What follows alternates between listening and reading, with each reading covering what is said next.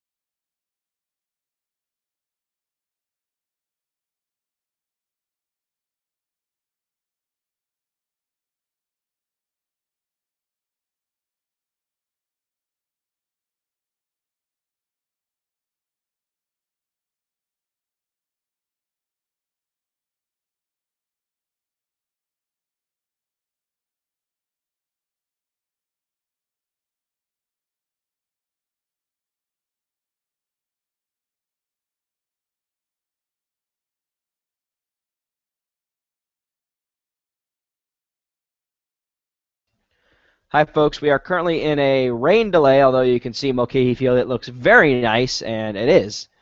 Blue, blue and very, very sunny skies, but the field is wet. It's a turf field, so we will be playing at 7:30 with the Matthew Myers pregame show, brought to you by Napa Auto Parts, starting at 7:15. So we'll be back with you in just about 10 to 12 minutes, starting at 7:15. Once again, game time 7:30 with the pregame show at 7:15. And hang in there. We'll be with you shortly.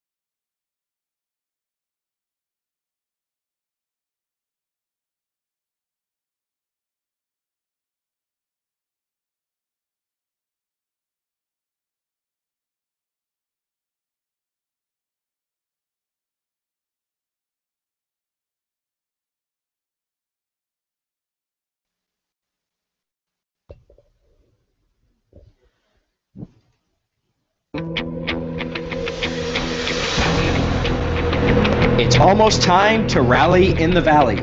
But first, it's the Matsu Miners pregame show, brought to you by Napa Auto Parts.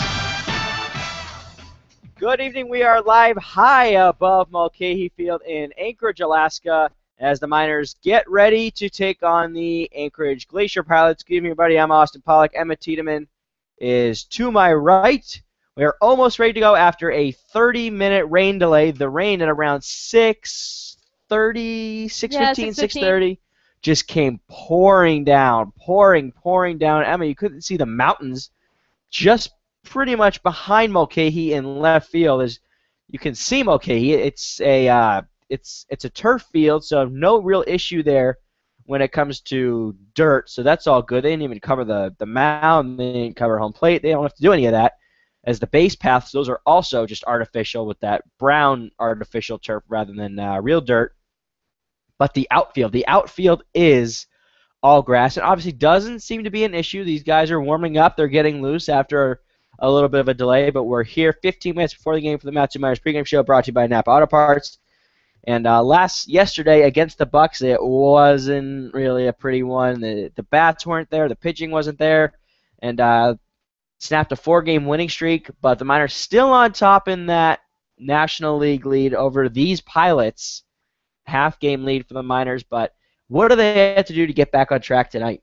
Well, I think that they definitely need to get back on base. You know, we saw the bats that were hot leading up to the game last night, but that just was not happening for them at all. There was no run support for the pitchers, and the pitching, on the other hand, was a totally other problem. You know, they just couldn't find that strike zone, and everything just seemed to be just the Bucks were hot, and the Miners were kind of struggling. And the Bucks, whenever they get hot, they're a very talented team, and you have to come into Mulcahy when you play the Bucks and be on your A game this summer, and the Miners just weren't quite there. They were bringing their B plus game, you know, and the Bucks, their pitching was on point. Their hitting, obviously, they were walked in a couple of times. And that was another pitching error for the Miners, but then they were getting on base, hitting doubles and singles and home runs, and it was just a rough day for the Miners yesterday. Yeah, it was. I don't know if it was really more of an offensive problem or a pitching problem. I think it kind of starts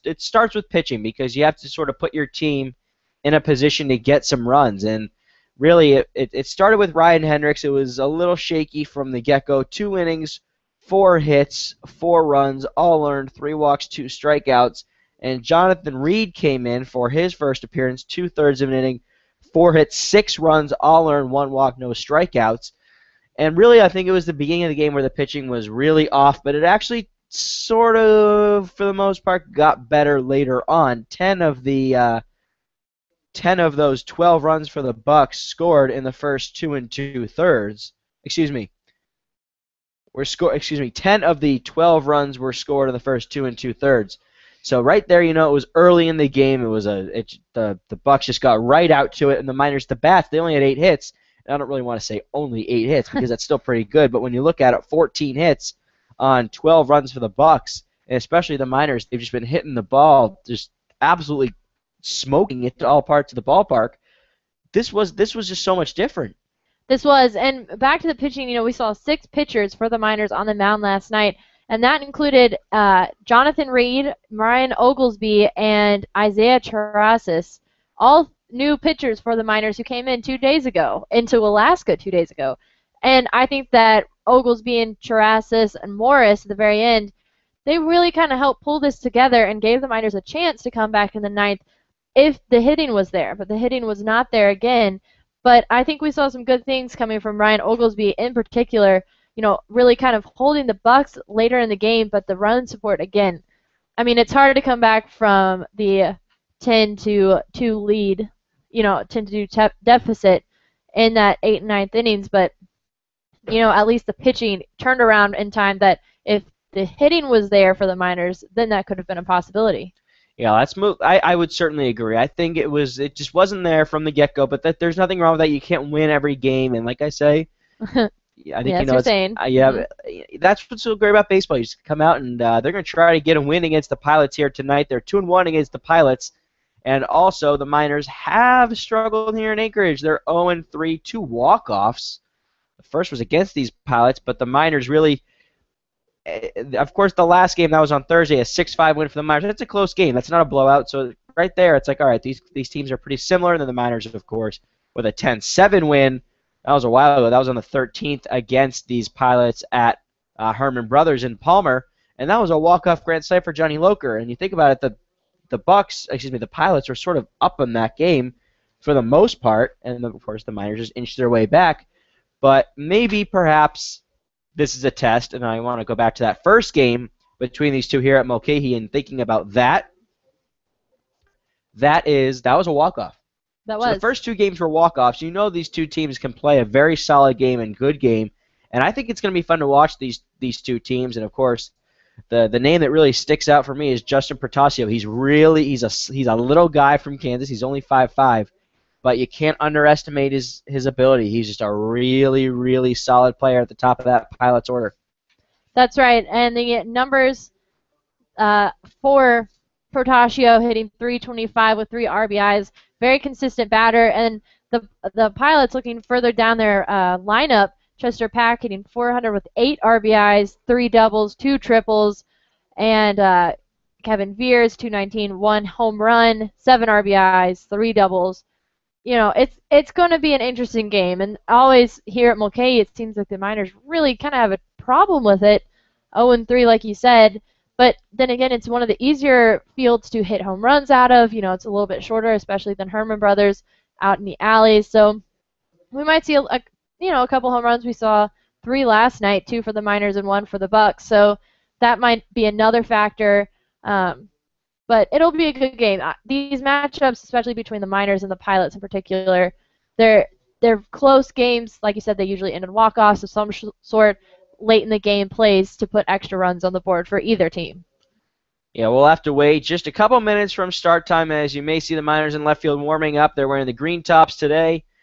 And we've switched our booth. We are in the Bucks. Excuse me. Oh, that's going to screw me up. We are in the Pilots visiting booth, which is on the right side of home plate versus we play the Bucks. That is on the left side. Let's start you out with the Miners. Batting order, Cameron Frost from Washington State will lead it off in center field. Paul Panachone bats second. He's at shortstop from Grand Canyon. Cam Newell bats third in right field. Hunter Simmons in the cleanup spot at first base from Utah. Brandon Smith bats fifth, the designated hitter from Grand Canyon. Nick Blazer is at second base batting sixth from Cal State Northridge. Dane Wunderlich bats seventh. He is in left field from Rice. Josh Meyer doing the catching. He is wearing number 37 tonight. He is wearing John Boyer's number. Boyer will not play tonight, but Meyer behind the plate batting eighth. He homered last night against the Bucks. He's from Grand Canyon.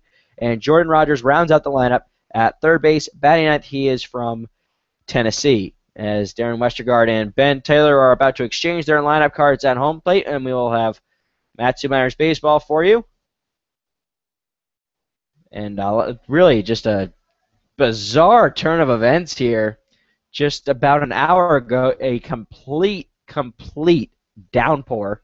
And right now, you can see it's just nothing but beautiful skies, and it's amazing how the weather can change. But one of the benefits of this turf field is if it's going to rain, hey, you're going to play. If you're in Herman Brothers and that rain happened, I don't know if they'd play or maybe delay it even more to get the field ready. But yeah, this is certainly, they're lucky they get this one in. That's right. And it's interesting. You're in Alaska, so there's mountains all around you, and we could see the rain move over the mountains. And there seem to be 2 storms, or not. They don't really have storms in Alaska, but there's 2 showers, one moving in over the mountains and another kind of towards center field, back towards, I don't know, I think there's some buildings over there, and the one, I think it was the lighter one of the 2 showers kind of hit us, and it just seemed to blow over. Well, the Miners going to look to get their first win at Mulcahy right now, 0-3. It's been tough playing here, it really has, but back at Herman Brothers tomorrow night against the Oceanside Waves. But it'll be good to be home. They haven't played a home game since Thursday, of course, with the off day on Friday, and the game here in Anchorage yesterday, the away game here tonight, but back at home tomorrow. And these players, they really enjoy. I think I was hanging around the dugout in the batting cage today. They really enjoyed the day off. They get to explore Alaska a little bit, and I know that we had quite an adventure this morning early. We have been up for a long time. A very long time. A very long time. We have not had coffee, I don't think, but we're ready to go. It's Miners baseball. They're 7-4 entering tonight. They're atop that National League. Right now, this is a game for the two of these teams, the Pilots and the Miners, fighting to either take over that National League spot or to keep the lead. Of course, the Miners a half game up on these Pilots. Tonight's starting pitcher, Tyler Stubblefield, the lefty from Texas A&M. Emma, what are we going to see from him? He pitched pretty well against the Bucks last time out, but we haven't seen much of him. Of course, he had one relief appearance, then he had the start, but we got to look at him tomorrow. Excuse me, tonight. Yeah. Well, through 6 2/3 innings pitched, Stubblefield has been hit 7 times with 2 runs, both of those earned, walked 4 and struck out 4. With one, starting that one game and with an ERA of 2.7. But I think tonight he seemed kind of in the zone, in the dugout. But I don't know how this kind of delay will affect the pitching. It's something that I always kind of wonder about. The pitchers seem to, really kind of focus in on what they want to get out of tonight and get out of the game. And this delay might have kind of changed the routine. But I think that Stubblefield will be a lot more comfortable on the mound. We've seen that with just about every pitcher for the Miners. They just get more and more comfortable pitching on these Alaska fields. And I think that's something we'll see in Stubblefield tonight. And, these Miners, if they don't have good pitching, good consistent pitching, then this is going to be a big struggle for them. Yeah, well, we're just about ready to go. You see Darren Westergaard and Ben Taylor down at home plate exchanging those lineup cards, discussing things with the umpires. I think these meetings tend to be a little longer when you've dealt with some rain, of course. The field doesn't seem to be. It seems to be fine. Looks like there's a couple maybe wet patches right at the first base bag, but it's turf. So really, it just absorbs it all. There's really nothing there, but almost ready as we're going to take you inside live to Mulcahy Field for the pregame ceremonies. And it's good from Grand Canyon, number 25, goes the hitter, Charlie Smith. And at 6 from Cal State Northridge, number 4, second baseman, Nick Laser. Hits up from the University of Tennessee, number 9, left fielder, Dean Wonderlich. At 8 from Grand Canyon, number 37, catcher, Josh Mayer. And at the University of Tennessee, number 7, fifth baseman, Jordan Rogers. Next on the pitcher, 2 Miners from Texas A&M, number 15, Tyler Stubblefield. And now here's starting at for your Glacier Pilots. Leading off from Kansas University, number 2, shortstop Justin Protasio. Batting second from Cal State Northridge, number 11, center fielder Chester Pat. Batting third from Fresno State, number 5, left fielder Kevin Beard. My final finish cleanup batter game from the University of Hawaii, number 25, first baseman Trevor Polgrass. Batting fifth from the University of Nebraska, Omaha, number 31, third baseman Clayton Taylor. Batting sixth from St. Mary's, number 3, right fielder Nico Stein. Hitting seventh from West Virginia University, number 24, designated hitter Ray Gurini. Hitting eighth from Melbourne College, number 16, catcher Colin Thoreau. And batting next to the Pilots from Fresno State University, number 1, second baseman Ryan Dobson. Tonight's starting pitcher for the Glacier Pilots from the University of Nebraska, Omaha, Tyler Fox.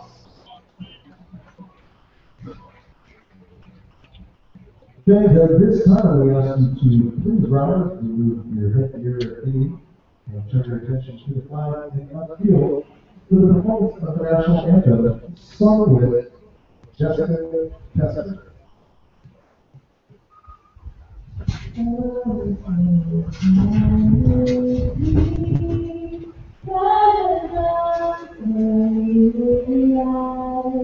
With your family here, and it's right there.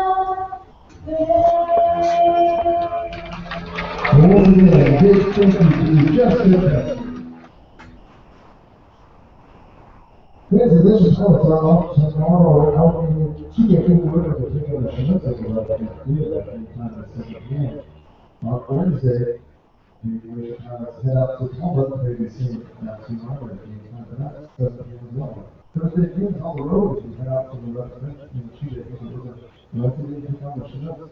The next home game for the Ocean Pilot is next Friday, taking on the P-24 Oilers. At 7 p.m. start.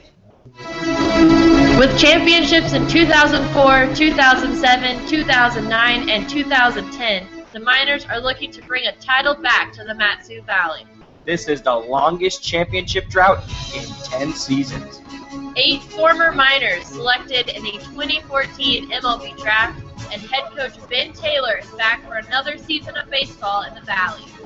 Here we go. Mat-Su Miners Baseball on the Miners Radio Network.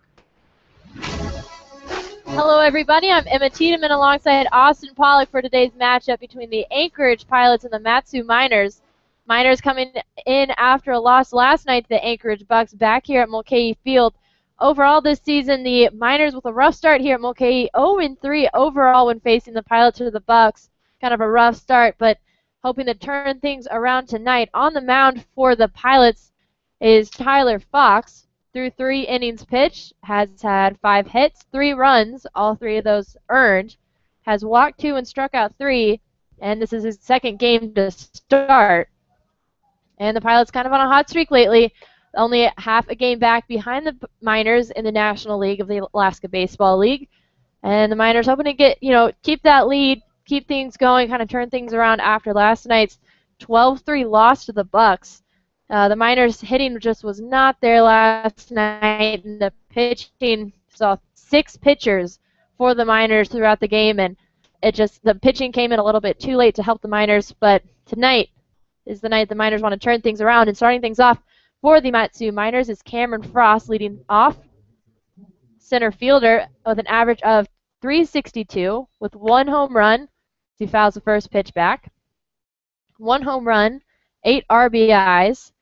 3 doubles and 2 triples. Very quick base runner, someone you want to have on the base path for the Miners. Swung on ground ball to the shortstop. Portacio scoops it up, makes the throw to first, and that's 1 away for the Pilots. Brings up shortstop Paul Panachone, hitting .279 with 7 RBIs and 4 doubles. Panachone kind of has been in that shortstop position all season long. Shows bunt, fouls it back.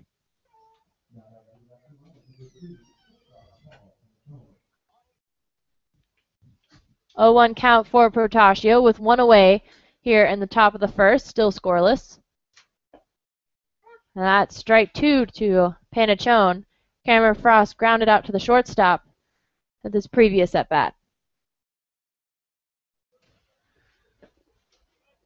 And that's in there for ball 1.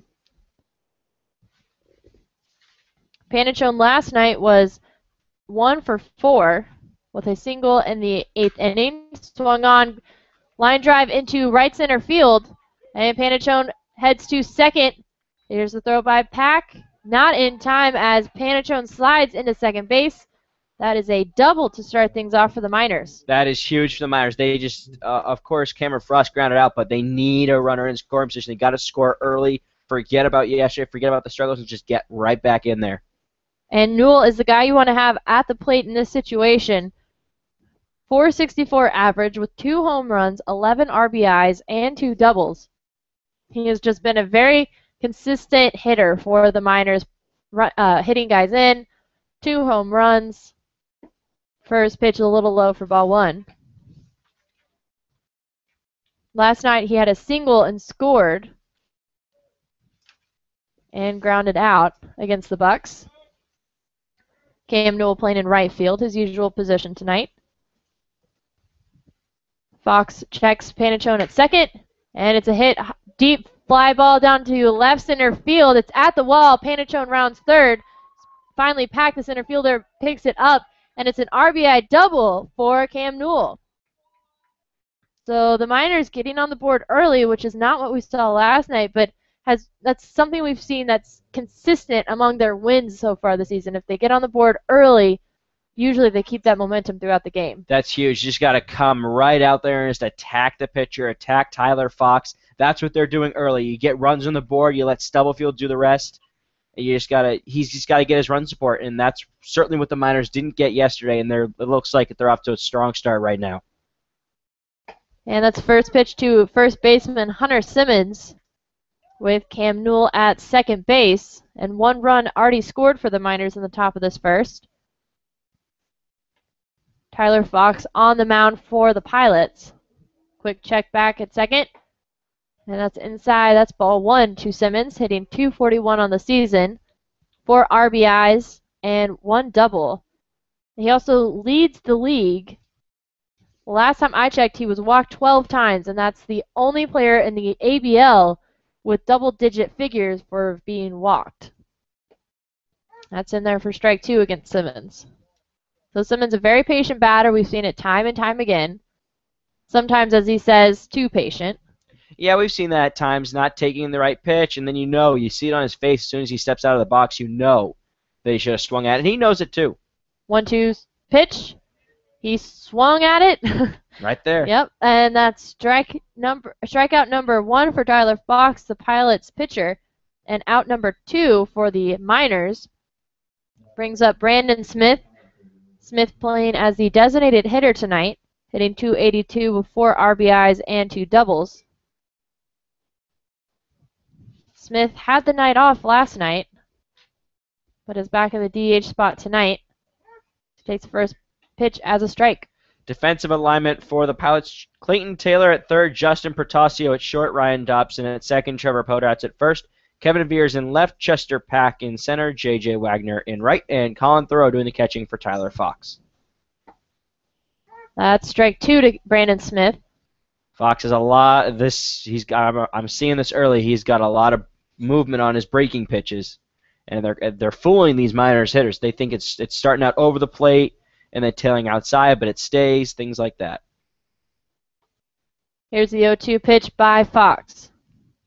Way outside, ball 1. When that's Cam Newell at second base with a large lead off the bag. Chester Pack, the center fielder for the Pilots, playing a little bit into right center.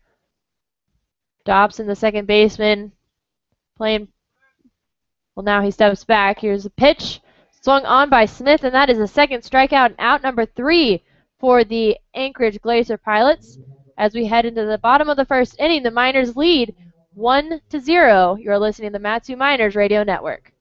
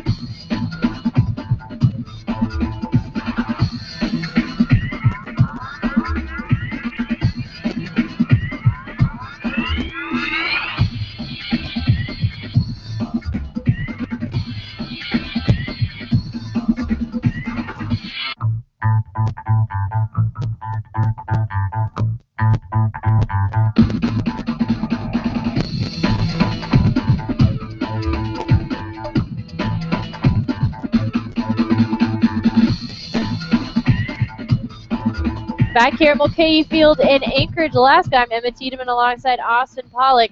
And the Miners getting an early start on these Pilots, already leading 1-0 as we head into this bottom of this first inning. The Pilots have their first look at Tyler Stubblefield, the left-handed pitcher from Texas A&M. Has 7 hits, 2 runs, both of those earned, walked 4 and struck out 4 last time he was on the mound. First pitch in there for strike 1. Stubblefield facing Justin Portacio, the shortstop for the Miners. 325 average with 3 RBIs. Portacio, not a big guy at all. He's 5'5". 0-1 pitch by Stubblefield. Catches that outside corner for strike 2. Just painted that outside black. Excellent pitch from Stubblefield. In a good, very, very good position right now. 0-1 pitch. Foul back towards the third base dugout. The Pilots are in the first base dugout, while the Matsu Miners are in the third base dugout. Exact opposite when they play the Bucks. The Bucks use that third base dugout. Miners use that first base dugout. Stubblefield gets the signs from Josh Meyer. Pitch swung on again. It goes right over the third base dugout.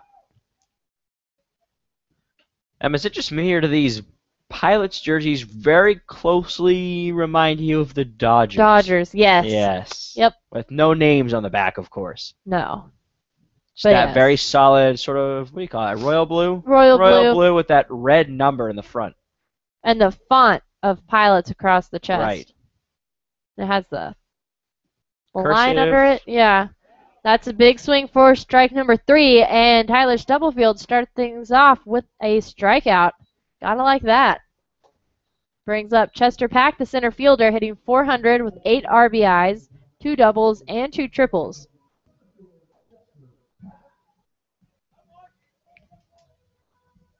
So that is 1 away for the Miners. Stubblefield, this first pitch to Pack, in there for strike 1. I think that Stubblefield throws a lot of pitches, a lot of strikes. He does. More so than, we've kind of seen a lot of control issues with past pitchers. Swung on ground ball to Blazer, the second baseman. Scoops it up, makes the throw to first to Hunter Simmons, and that's 2 away. Yeah, Stubblefield recently pitched. That was on the 15th against the Bucks in a 5-4 loss. 5 2/3, 7 hits, 2 runs, both earned, 2 walks, and 4 strikeouts. Has a 2.70 earned run average entering tonight's game.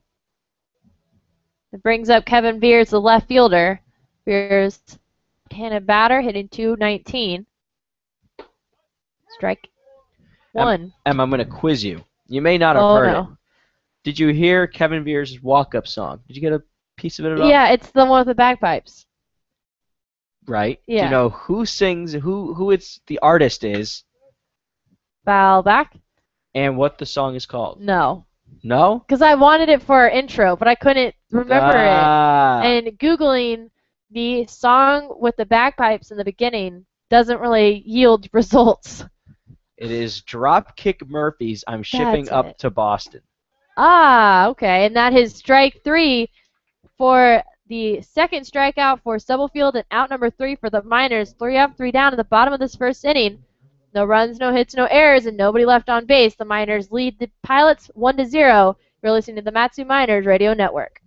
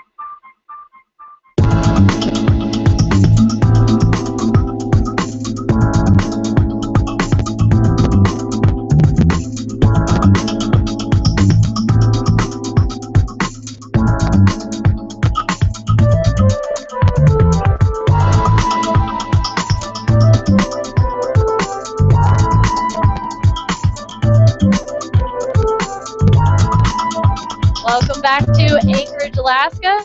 The Miners are leading the Pilots one run to 0 as Nick Blazer, the second baseman tonight, steps up to the plate.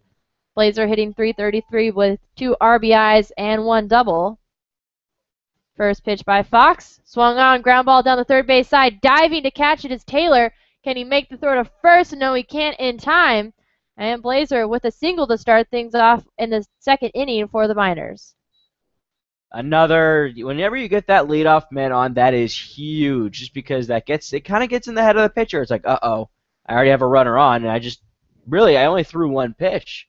Gets in the head and may sometimes lead to not such the best pitch selection, and ends up being a bad pitch to the next batter who does some damage. And that next batter is Dane Wunderlich, the left fielder, hitting .321 with 4 RBIs, 3 doubles, and 1 triple. First pitch in there, breaking ball for strike 1.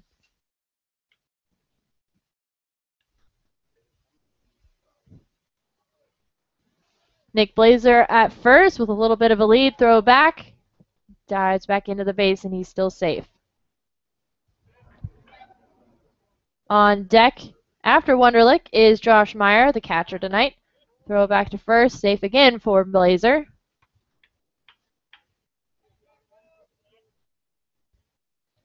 No balls, 1 strike to Wunderlich out of Rice University in the Houston area. 0-1 pitch, inside ball 1.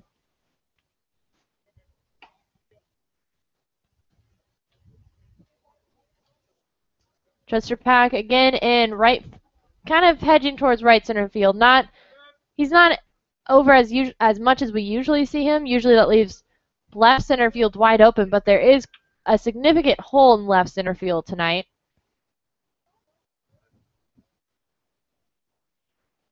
One ball, 1 strike to Wunderlich. Here's the pitch by Fox. Big swing, that's strike 2. The ball gets behind Thoreau, the catcher, and Blazer is safe at second.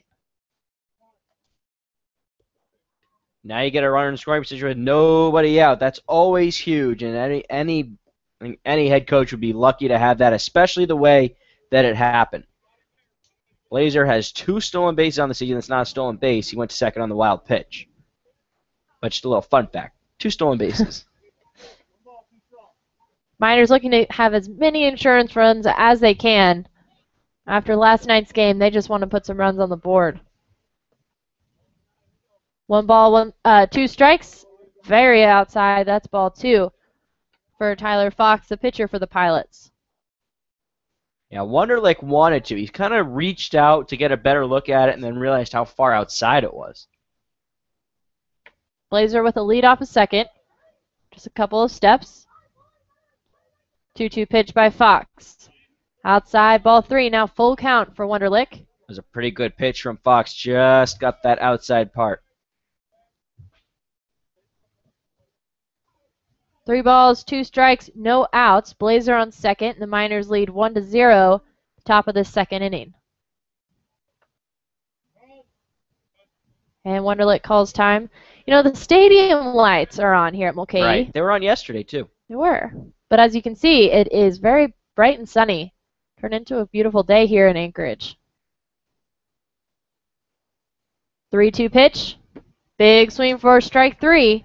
That's the first out for the Pilots. And the third strikeout for Tyler Fox, the pitcher for the Pilots. Brings up Josh Meyer, hitting .200 with 1 home run, which he hit last night against the Bucks, 1 RBI, and 1 double. He's wearing John Boyer's jersey tonight. Changing it up. First pitch in there for strike 1. How are you doing? Are you hanging in there? Are you tired, or are you? From our Alaskan adventure. Shall we tell everybody what we did today? I think everyone should know because it's awesome. We went about an hour north of Palmer and went on a glacier hike. And yeah, glacier. It was probably, I would say, the second best thing I've ever done. Coolest thing I've ever done. Second. Yeah. Oh, hands down. That was awesome. 1-1 pitch. Outside ball 2. Yeah, And we went with our we host didn't family and fall. your aunt. And we didn't fall. No, we Well, okay. Well, maybe one of us did. yes, and it was not the Texan. Surprisingly, I had some close calls, but I never actually. You slipped, I think. I slipped, but I caught myself. But it was so much fun.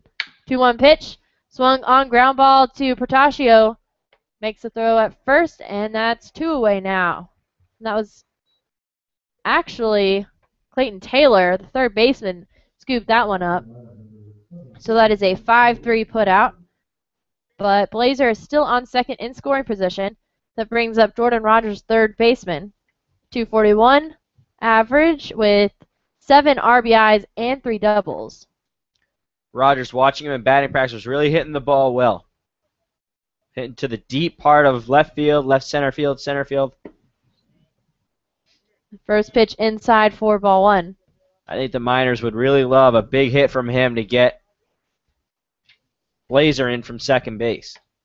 Make it a 2-0 game. 1-0 pitch, and there for strike 1. And the past 2 games, I don't know if you noticed this, but last night against the Bucks, and then, oh no, that's not right. I thought that was going to work out. But the Jordan Rogers has been in a certain situation twice so far this season. 1-1 pitch, swung on high fly ball to the infield. Going back is Portacio, the shortstop. Blazer rounds third, and that's caught by Portacio for out number 3. The next time Jordan Rogers is at the plate ready to bat, I will tell you what I was going to say. But the Miners head into the bottom of the second inning, leading the Pilots 1-0. You are listening to the Matsu Miners Radio Network.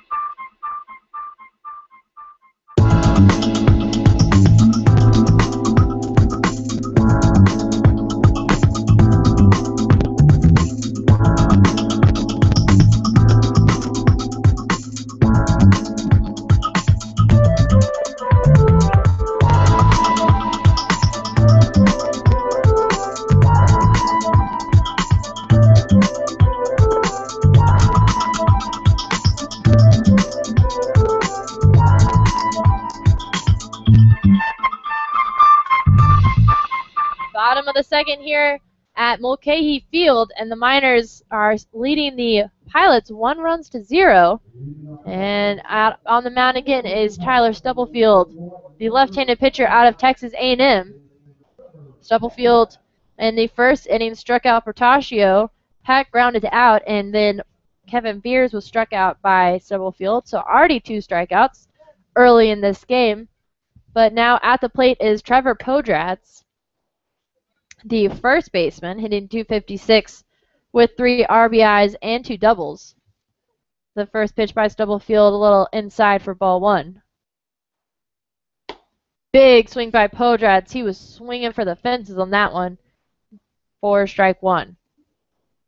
Podratz, powerful guy, can hit those balls deep. 1-1 pitch. That's strike 2. Jordan Rogers actually came up to me before batting practice. He goes, "Hey, you know that guy from Hawaii for the Pilots?" I said, "Yeah." And he goes, "Is he good?" I said, "He's got power." 1-2 pitch. That's another big swing for Podratz. That's strike 3, and the third strikeout for Stubblefield. Yeah, Stubblefield's feeling it right now. He seems like a very relaxed guy. He doesn't seem to get uptight and just stays calm and just does his thing, and that's all you need to do. Well, and that's kind of his personality. You know, even when he's not on the mound, he's very relaxed. Always seems to have a smile on his face, having a good time. Unless he's asleep on the way to games. Then Does he sleep on the way? oh yeah, he sleeps. Who was in the car? This was last night, This was yeah. yesterday. Okay. Capture that outside corner for Clayton Taylor, the second baseman. Wasn't it Dane Wonderlick? Dane Wonderlick, Tyler Stubblefield, Nick Blazer, Was Jordan in the car? and yeah, Jordan Jordan Rogers. Rogers. They all slept on the way to the game in the back seat of the car, and I was in the front seat. Very quiet. You were looking for Moose I was, and I didn't see any. because your phone was broken. And if I- anybody it was. cares, Emma's phone is fixed. It is. So you can reach me if you have my phone number, which I don't know. 2 balls, 1 strike to Clayton Taylor. You know, I know someone named Peyton Taylor. It's kind of throwing me off. That's scary. Yeah. 2-2 pitch.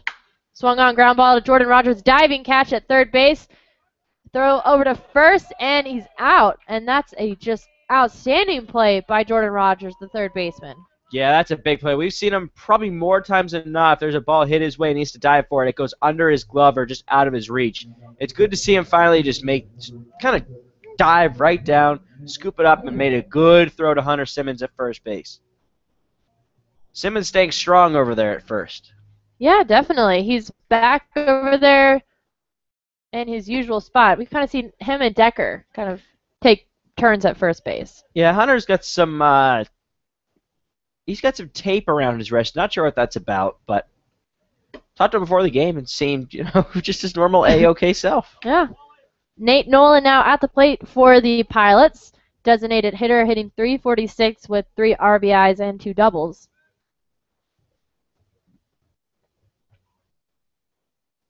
Two-0 pitch by Stubblefield. Big swing for strike 1. Seems like Stubblefield's pitches are really catching these Pilots off guard. A lot of swings and misses, not a lot of foul balls.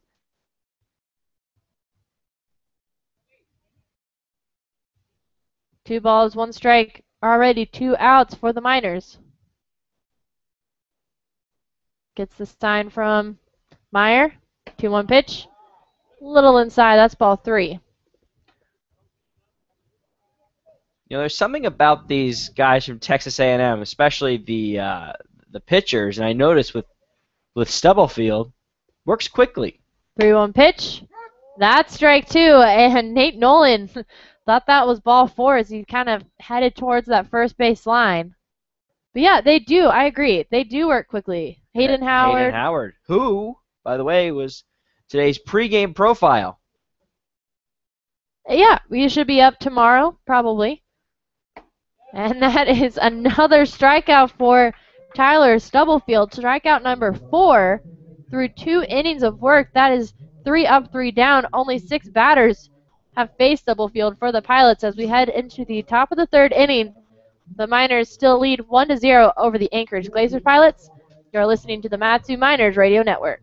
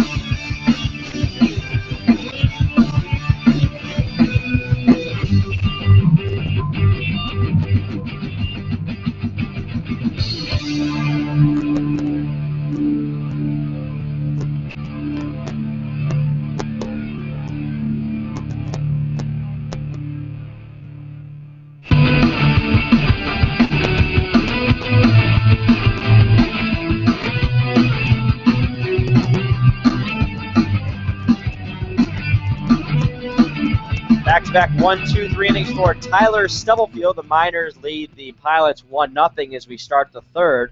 Cameron Frost, Paul Panachone, and Cam Newell against Tyler Fox. Stubblefield looked very good, especially just in that 2nd inning, just getting those guys down as Frost pops a bunt up in foul territory. And it drops. It's 0-1. Frost grounded out to short in the 1st inning. But back to Stubblefield. Just really seems dialed in and calm out there and doing his thing. He just goes out there and He has 1 run, but through 2 innings right now, and based on how he's pitching, that's all he needs. 0-1 to Frost is low and away, 1-0. Tyler Fox, on the other hand, for the Pilots, already with 3 strikeouts, Stubblefield with 4. 1-1. High fly ball out to deep left. Back goes Kevin Veers. He's under it. Makes the catch, 1 away in the 3rd. Now Cameron Frost had a home run here yesterday in the 6th against the Bucks.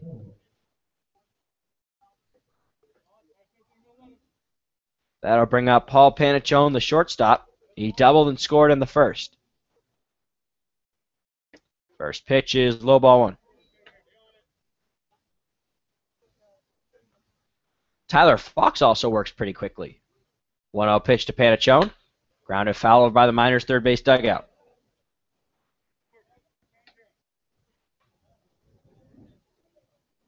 Tyler Fox just finished his sophomore year at University of Nebraska, Omaha. 1-1 pitch. Lifted to the right side. Podrat's the first baseman going out. Here comes the right fielder, Wagner, and it will go out of play. 1-2 on Panachone. Fox from Thornton, Colorado. Just finished his sophomore year. Majoring in business management. That's a good major to have. Yeah. I think you could do quite a few things with that. Yeah, I just learned actually before the game that his assistant coach, Sean Winston, is working, was it for his master's in business administration? Yeah, that's an MBA. Okay. Yeah, online too. That's tough. I thought I had a rough summer with these Yeah. 2 summer classes. 2-2 pitch from Fox to Panachone. Here it is. In there, called strike 3.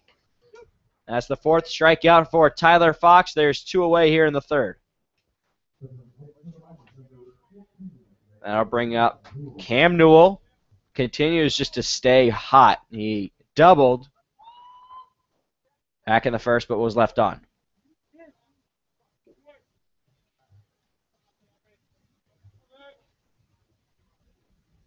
Newell was 1 for 3 with a run scored in yesterday's game against the Bucks. First pitch to him is up and away, ball 1. Newell from UC Santa Barbara. It's about an hour and a half north of Los Angeles. I'm not sure. 1-1 is lifted high and foul off to the right. It may have hit a light, but I don't think so. Maybe. The sun's over there. I can't even look Now you too far over there. you're struggling right here. Yep. Newell checks in 13 for 28. Now 14 for 29 with his hit. As 1-1 is low and away for ball 2. 2-1. 2 home runs, 11 RBIs. Those 11 RBIs, that leads the Miners. Strike to Newell. 2-2. Go ahead. A run on 3 hits, no errors for the Miners, no runs, no hits, no errors for the Pilots. Here's the 2-2 to Newell from Fox. Inside, 3-2. You know what I've just realized? We've never seen Cam Newell strike out. I'm looking back through my score. Oh, we did. I was just going to say, I see it right here. Back on the 15th. There's a little 1 right there. But just 1. 3-2. High fly ball to right center. That is the center fielder, Chester Pack, who makes the catch in right center for at number 3. A 1-2-3 inning, no runs, no hits, no errors, no men left on. Miners lead the Pilots 1-0 as we head to the bottom half of inning number 3 on the Matsu Miners Radio Network.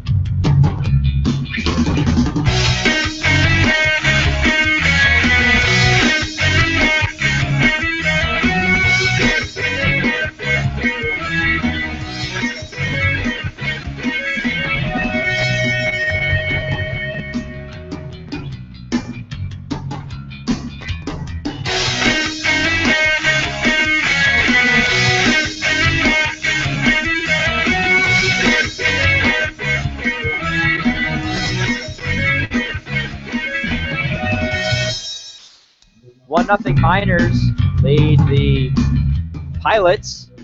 Tyler Stubblefield has looked very good. Back-to-back 1-2-3 innings. The Miners went down 1-2-3 in the top of the third. And here is Colin Thoreau, the catcher.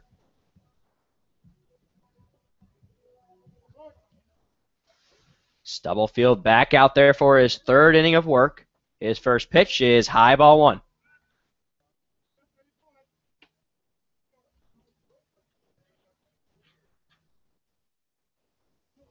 Colin Thoreau did not play in yesterday's game against the Chinooks. 1-0 is high, 2-0. That game, I guess, was the Anchorage version of the Midnight Sun, Summer Solstice, whatever they want to call it. That game started at 10 o'clock and ended at 12:40 in the morning. I was asleep at 12:40. 2-0 lifted in the infield, giving chase is Simmons and Blazer, but it is Newell who makes the catch in foul territory for out number 1. Great hustle to get there in foul territory and catch that ball. Emmy, you are lucky that hit was when I was on play-by-play because you can't see that. I literally can't. You are completely, you can't see that at all. Nope. So I'm relying on your play-by-play there, Austin. I got it. Here is J.J. Wagner, the right fielder. Wagner also did not play last night against the Chinooks. Chugiak got the 8-5 win. Chugiak scored 4 runs in the 9th. Pitch is inside to Wagner, 1-0. Chugiak, those Chinooks, they, can surprise you in those late games.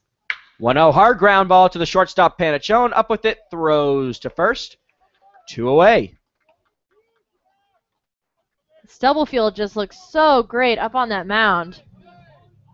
He looks calm, cool, and collected, I guess. Jordan Rogers just ran the ball over to him, and they high-fived gloves, I guess, and they both smiled and laughed. I think they're just in good spirits overall. I think Stubblefield's kind of the guy who, he can talk to anyone on the team. I think he puts a lot of these players in good moods.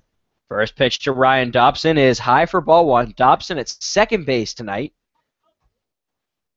We've seen him at shortstop with Justin Protasio mainly at second base. 1-0 swing and a big miss by Dobson, 1-1. Dobson did not play yesterday against the Chinooks. He is 2 for 15 this season. 1-1 is low, 2-1.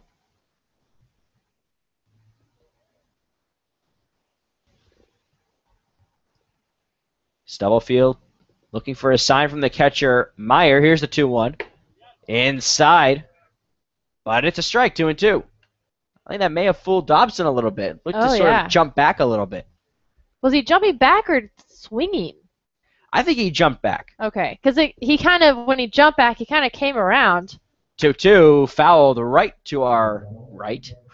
Still 2-2. There's a camera right there again. Oh, there's a camera operator. Yeah, there's the camera operator. He's there. I saw the camera and was wondering. 2-2 on Dobson. Pitch from Stubblefield. Here it is. Outside, 3-2.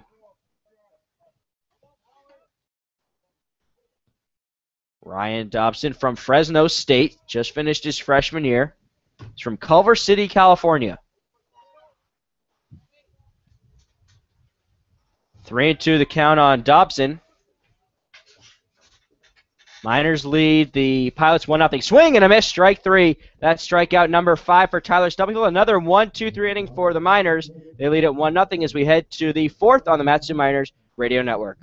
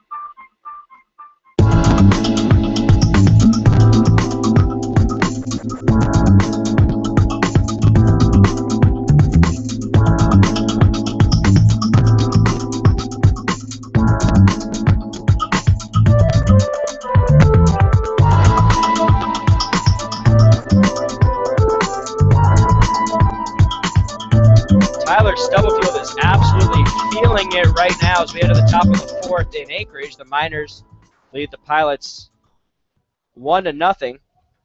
Hunter Simmons, Brandon Smith, Nick Blazer against Tyler Fox. Fox had a little bit of a shaky first inning. He allowed 2 hits, back-to-back doubles for Panachone and Newell. He settled down since then. First pitch to Simmons, and there for strike 1. Simmons was the first strikeout for Tyler Fox in the first inning. Here's the 0-1 pitch. Just outside 1-1. Fox has given up 3 hits so far, but as we've seen in a lot of pitchers, especially for the Miners, they've gotten more comfortable as the game has gone on. 1-1 is in there for strike 2, 1-2. And in the third inning, we saw 3-up, 3-down situation for Tyler Fox. Fox working quickly. Here's his 1-2. Chopper to third. Charging is the third baseman Taylor. Off balance throw to first. Is in time. 1 away. Now we got Brandon Smith. He struck out in the first inning. Designated hitter tonight from Grand Canyon. Smith also did not play yesterday. Ben Taylor's really just been juggling this lineup. A lot of different guys at different positions. No Nick Senzel. Johnny Loker is out. First pitch to Smith, inside ball 1. Excuse me, strike 1. Yeah, and I think that BT has, more depth with his lineup now. 0-1, ground ball to short, cut off by Taylor. He can't hold it. Protasio off balance throw to first, but Brandon Smith will reach. That's going to be an error. Likely charged to the third baseman Taylor. Get the official scoring on that as soon as we get it. That'll bring up Nick Blazer, the second baseman from Cal State Northridge. Blazer singled and reached second on a wild pitch in the second inning. Brandon Smith is on first base. Miners lead the Pilots 1-0. First pitch is on the outside part for strike 1. With Brandon Smith on first base and the Miners only up by 1 run, the pitching after Stubblefield, he probably won't pitch for 9 innings. After he gets out, the pitching with the Miners it's iffy later in the game, so they would love this insurance run with Brandon Smith at first. Another check on Brandon Smith. He is back. Out of town scores, the Bucks beat the Oceanside Waves at 2 o'clock today, 11-1. We'll see the Oceanside Waves tomorrow. And the Lake Erie Monarchs are tied with the Panthers 3-3. Smith is off the throw from Thoreau. It takes a bounce, and it goes into center field. But Smith will take second on a stolen base. The Miners have been able to get that run in scoring position, but not really do much with it. Cam Newell was in scoring position at second base in the first, and Blazer was there in the second. The Miners went down 1-2-3 in the third, but a little bit of a struggle to get that runner in from scoring position. Last night they left 6 on base total against the Bucks, which really kind of hurt them in the long run after they lost 12-3. 1-1 pitch to Blazer was low and away for ball 2.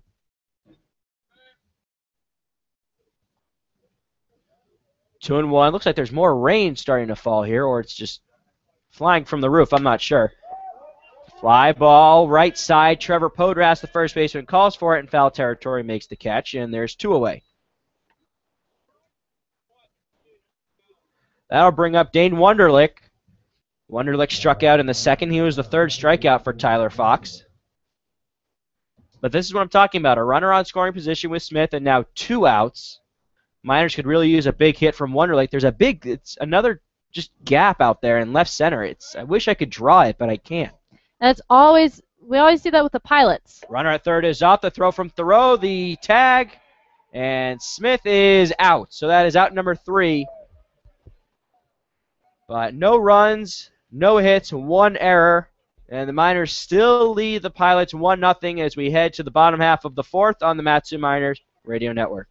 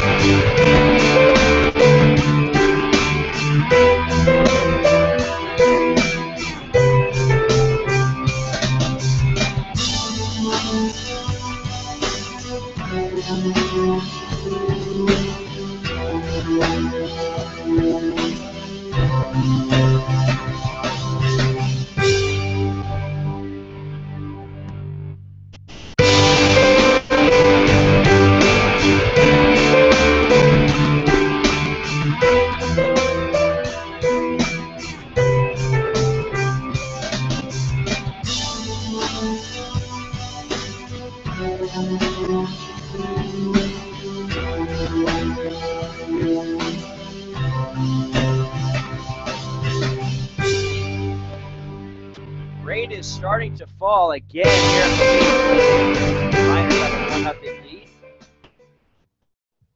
Tyler Stubblefield has just really been spot on, really, in these 3 innings. Just 1, 2, 3 every inning. He's been perfect. Here is Justin Protasio. Lead off the 4th, the shortstop from Kansas. First pitch is inside for ball 1. The rain falling quite hard. It's picked back up again. Even though there are blue skies kind of out towards right field, but definitely a rain cloud above us. 1-0 into left, a base hit past the glove of the diving Rogers. So that's the first hit for the Pilots. And it's here in the 4th. Now it's just important for Tyler Stubblefield just to stay focused. He has that runner on. It's the tying run. It's starting to rain. I don't think that has anything to do with it, but just needs to stay dialed in, keep doing what he was doing, perhaps get a ground ball here, get a double play. But just got to be careful with that runner on. Protasio has a lot of speed at first base. Here's Chester Pack. He grounded out to second in the 1st inning. Miners lead the Pilots 1-0. Check swing. It's a strike. 0-1 on Pack, the center fielder. Pack has 8 RBIs, 3 doubles, and 2 triples, so a very quick base runner and pretty consistent, hitting .400 on the season. 0-1, but Stubblefield will check on first. Chester Pack 1 for 3 with a run scored against the Chinooks last night / this morning, whatever you want to call it. 0-1 from Stubblefield inside, 1-1. I wonder if they had to use the stadium lights last night. I know that they were on for our game, but they didn't seem to do anything. And it was the longest day yesterday, the summer solstice. Right. Seems like it's always a long day. We are in Alaska. 1-1, swing and a miss. It's 1-2. Chester Pack checked in tonight at .400. 16 for 40. No home runs, 8 RBIs. 1-2, rain falling. Pitch, swing and a miss. That's the first out, but strikeout number 6 for Tyler Stubblefield. And there's 1 away in the 4th. I don't think the rain's really affecting Tyler right now. No, I don't think so. It's just, Protasio's a good hitter, so he just got a hold of a good pitch and slapped it opposite way. It's going to happen. Here's Kevin Veers. He struck out on the 1st. First pitch to him is a called strike. I keep thinking it's Boyer behind the plate. John Boyer, yeah, because of his number. Yeah, they switched numbers for today, I guess. I was about to say, they don't really have the same body type. Boyer's extremely tall. Yeah, Boyer is about 6'7". Myers, I'm not sure. Myers probably about 6'1". I think he's a little taller than that. I could be wrong though. I think he might be about. I don't know. We'll figure that out later. Runner first is off. The throw from Meyer, and the tag. He's safe. Athletic catch by Blazer coming over from playing second base. Left in the air and looked like he tried to tag Protasio on the head, but called safe instead.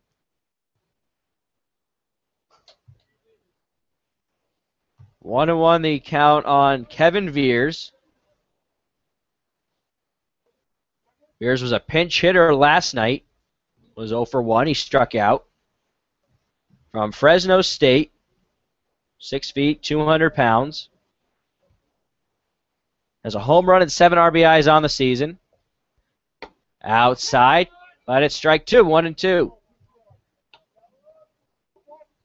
Kevin Veers, last time he faced the Miners, that was on June 19th. He was 2 for 4 with a double and an RBI.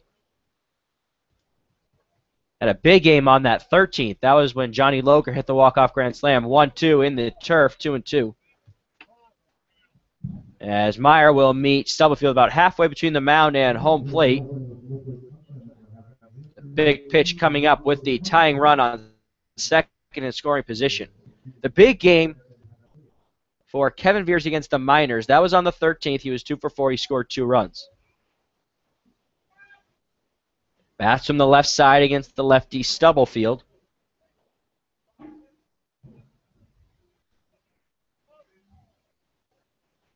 Here's the 2-2. Swing and a miss. Strike 3. Back-to-back Ks for Tyler Stubblefield. That's number 7 And there's 2 away in the 4th. That'll bring up Trevor Podratz, the first baseman. He struck out in the 2nd. Got a chance to talk to him before the game. Says he's starting to pick things up. He struggled early. A lot of power. I remember that first game between these two teams here at Mulcahy.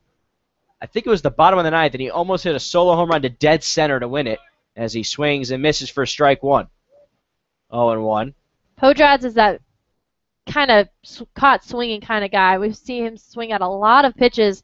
That's why he was struck out in the 2nd inning, and he really goes for the pitches but misses, especially against Stubblefield. 0-1. Here's the pitch. Ripped foul right side. And if that foul ball did damage to your car, visit our friends at Napa Auto Parts, locations in Big Lake, Palmer, and Wasilla. Visit www.napaalaska.com. 0-2 on Podratz.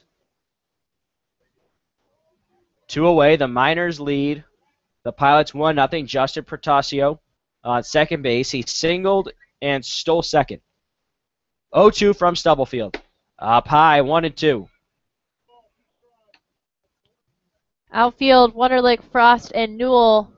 Newell's playing in his usual spot, but Wunderlich and Frost playing a little bit deeper, knowing that Podratz has that power to go deep.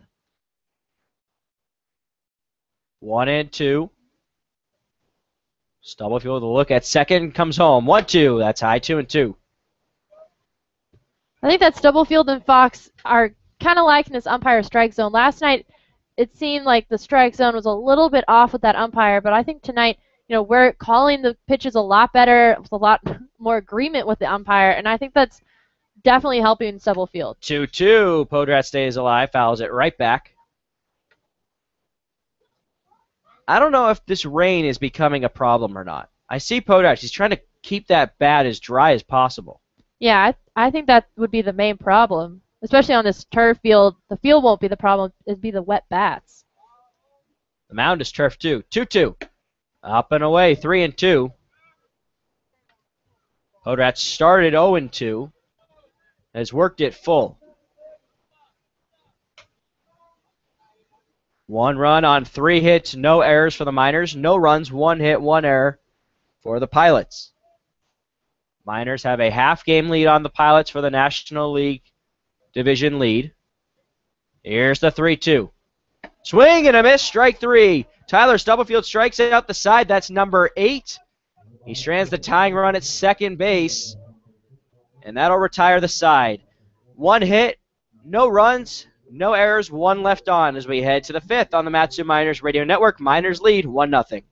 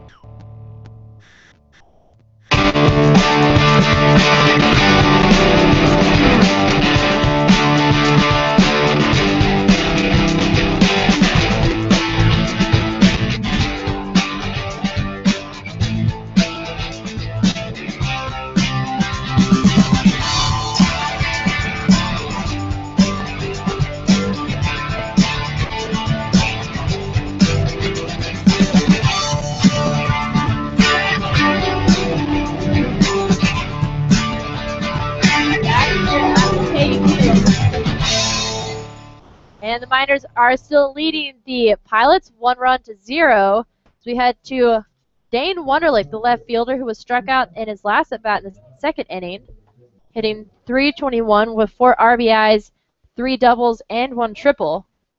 The rain still falls here in Anchorage. First pitch by Fox shows bunt, fouls it back under Thoreau, the catcher. That's strike 1.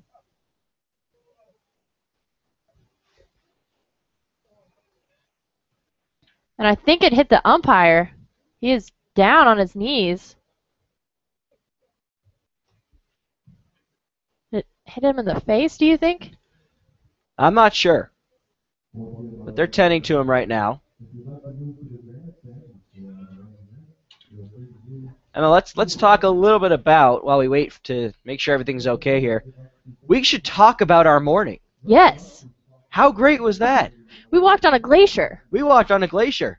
Only in Alaska can, well, that might not be true. Yeah. But There are glaciers other places in the world. Yeah, well, I mean, it was, I think I said it was the second coolest thing I've ever done. It's pretty great. Yeah. We didn't fall. As you might be able to, no, that's the crowd. I thought maybe that was the rain that you could hear. No, I mean, it was a great experience, and it was only about an hour north, and we're going to do it again. Yeah, with the team. And then we're going to water raft. I think down that river. Oh, down that. Well, those were streams, I guess, that we saw. The glacier was melting. Well, yeah, but the river going up to the glacier. Do you see the river? I don't know. But I said it'd be really fun to kayak down. I may have been asleep. I don't know. It was early. All right. But I think that's the river we're going down. We didn't have our coffee. Oh, no, we did. No, we did early in the morning. Right. We didn't have our afternoon We didn't have pick-me-up. our 4 cups that we usually have. Yeah, I only had 2. Help us. I think I only had 1. Help us get through night games. And this one started late as well. It's 8:30 in Alaska. But actually moving along at a pretty steady pace. And Stubblefield's pitching certainly helps. 3 up, 3 down, most innings. It's Texas A&M. They work their pitchers fast. Hayden Those Howard. Aggies. Yeah, those Aggies. Brings up, as we resume play, it seems like the umpire is okay. Steps behind the plate. 0-1 pitch to Wunderlich. In there for strike 2. Wunderlich playing in left field tonight. Wunderlich and Loker seem to be kind of alternating. So 0-2 pitch, big swing on the outside. That is a 3-pitch strikeout for Tyler Fox. And his 5th strikeout so far in the game. Yeah, not a very good pitch for Wunderlich to swing at, but it just tends to happen. You're looking for something, and then you think you're going to get it, and you just swing, and then you don't get it. And it happens. Brings up Josh Meyer, the catcher. He grounded out in the 2nd inning, hitting 200 on the season with 1 home run, which was last night, 1 RBI, and 1 double. You know, I just realized this is kind of a battle of the Tylers, Stubblefield and Tyler Fox. Oh yeah, that's like my John and Josh observation. I remember that. That was great. Swung on ground ball to the shortstop Portacio, makes the throw to first, and that is 2 away for the Pilots. I'm trying to remember what game that was, but what was it? Hold on, let me see if I can get this. All right, let me look it up. No, I think I may already. All right, John Farindelli started. Okay, yes. Okay, Farindelli. Yep. Boyer. He pitched in that game. He wasn't after Okay. Farindelli. Wow. First pitch to Jordan Rogers, the third baseman. A little low for ball 1. Was it Grissom? No, it wasn't Grissom. It was Grissom? Not after him. Okay, Farindelli. Morris. Yes. Okay. Boyer. Nope. All right, I give up. 1-1 pitch. Swung on, strike 2 for Jordan Rogers. Back on the 11th, there was Farindelli, Morris, Grissom, Boyer, and then Stubblefield. Oh, so a John or Josh did not. Okay, I get it now. Because there was a Tyler thrown in there. Stubblefield. 2-2 count to Jordan Rogers with 2 outs already in the top of this 5th inning. 2-2 pitch, outside ball 3. Both these pitchers are working fast. That's why that's why this game has just been going so quickly. I mean, nobody scored since the top of the first. 3-2 pitch, swung on, foul ball down the first base side. I assume it went out of play. It is out of play. I'm sorry for your view. But hey, you don't have the sun beaming, right? Well, there's no sun right now. Yeah, it's raining outside. Well, I remember the other day, I forget what game that was. I think that was against the Seals. Yeah. That was against the Seals. That was Wednesday. I believe it was Wednesday. And the sun was just shining right in the booth. And I had to put on those blue sunglasses. The MTA? MEA. MEA. Watch out, Ball Emma. back for the cameraman. Oh, he's no longer there. His camera's still there, though. That's the good thing. Oh, I thought it was a trash bag over it. He has a fancy cover for it. We use trash bags in Columbia. 3-2 pitch to Rogers. Big swing for strike 3, and that's 3 up, 3 down for Tyler Fox and the Anchorage Glacier Pilots. As we head to the bottom of the 5th inning, the Miners are still leading the Pilots 1-0. You're listening to the Matsu Miner Radio Network.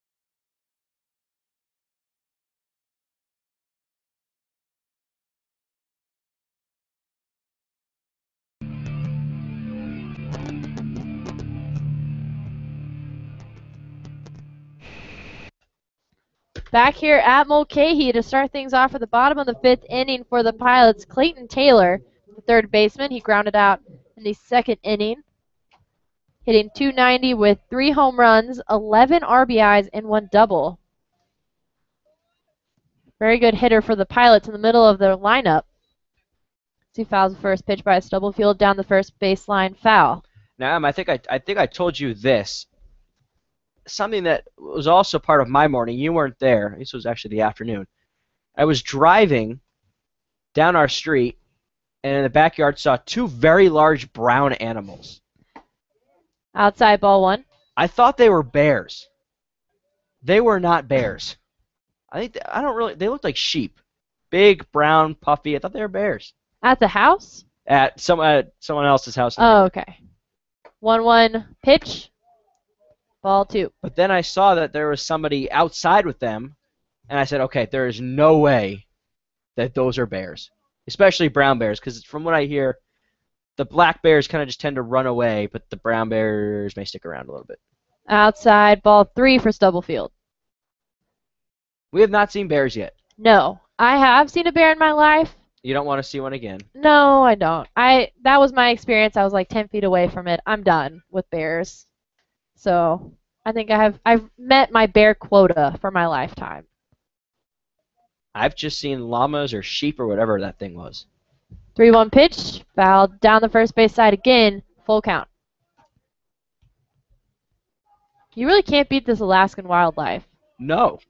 It's pretty cool to be, able to see an occasional moose and a calf. Yeah, but Emma, you sit in the car for the 45-minute drive from Anchorage to Palmer looking for a moose, and you don't see one. No. 3-2 pitch. And that is strike 3 and the 9th strikeout for Tyler Stubblefield. Yeah, he's feeling it. I think that might be, I'll have to double check on that, but I think that is a season high for Miners pitching. Yeah, I think that sounds about right. 8 was the previous high. I think that was Serrano. That was Serrano. Serrano. Here at Mulcahy. Right. Against the Pilots. Yep. The umpire calls time. Talks with the first base umpire, and that'll bring the infield in onto the mound, and it seems like the umpire, he's holding his throat, so maybe he was hit in the neck. And I think he's going to leave the game, and the first base umpire is going to go change and put on some padding and head behind the plate to call this game. And we will take a short break to kind of sort things out here and find out what's going on the field. You are listening to the Matsu Miners Radio Network.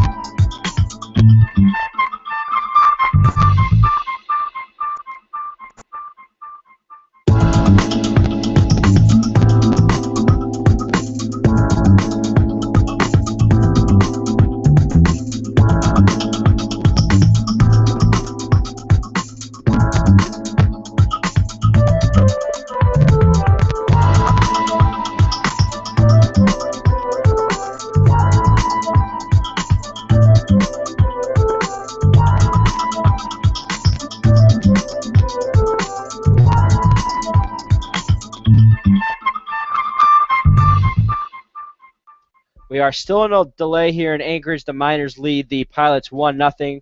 Stick with us. We'll be back as soon as play resumes.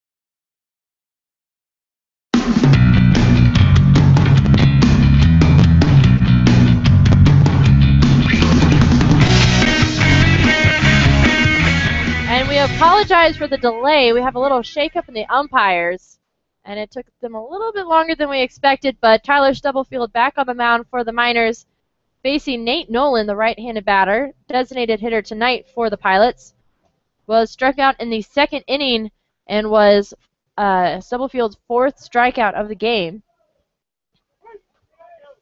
No balls, no strikes, one away for the Miners in the bottom of this fifth inning. The Miners still lead 1-0 over the Pilots. Stubblefield's first pitch outside for ball one. And Clayton Taylor, the third baseman, was struck out for the first out of the inning. Swung on, foul back. Count now 1-1. Let's just do a quick little recap going back to the only scoring that was in the top of the first. A double for Paul Panachone and then a double for Cam Newell. It was an RBI double that scored Panachone, and that's where we are right now. That's it. That's inside for strike two. 1 ball, 2 strikes now to Nate Nolan. But Tyler Stubblefield has been fantastic. 3-1-2-3 innings, then gave up a single to Protasio in the fourth, then struck out the side, and then he struck out Clayton Taylor, as you said, to start the fifth. He steps off the mound and calls time. Nate Nolan with 3 RBIs and 3 doubles. Here's the 1-2 pitch. Big swing for strike 3, and that is the 10th strikeout for Tyler Stubblefield. Yeah, we were kind of wondering if he was going to throw during that delay, and he didn't. He just hung around and kept everyone's spirits up, it seemed like. That's what he does. He's still laughing. He's still laughing about something. That brings up Colin Thoreau, the catcher. He had a fly out in the third. First pitch by Stubblefield outside, ball one. Thoreau hitting 200 on the season with 1 RBI and 1 double. Batting in the 7th position. For the Pilots, 1-0 pitch. Low, ball 2. And he just seems so just comfortable out there. Doesn't waste a lot of time. Just, hey, give me the ball, give me the signs, let's go. 2-0 pitch by Stubblefield. Swung on, fouled back, strike 1. As my mom would say, he doesn't dilly-dally. That's what my mom always says to me. Do you dilly-dally a lot? No, and I don't like when she says that. But I love her dearly. Well, at least you love your mother. 2 balls, 1 strike to Thoreau. 2 away for the Miners. Here's the 2-1 pitch. Swung on, short fly ball to right field, scooped up by Newell. And that will be a single for Thoreau.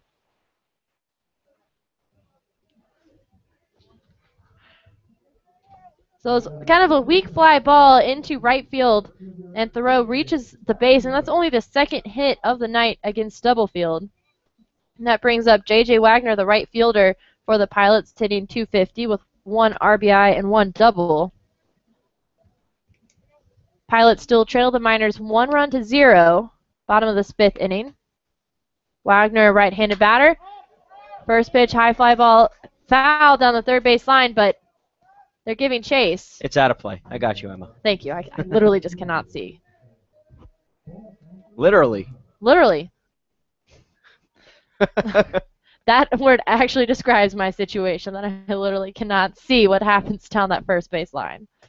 So it's one strike now against J.J. Wagner. 2 away with a runner on first on Colin Thoreau.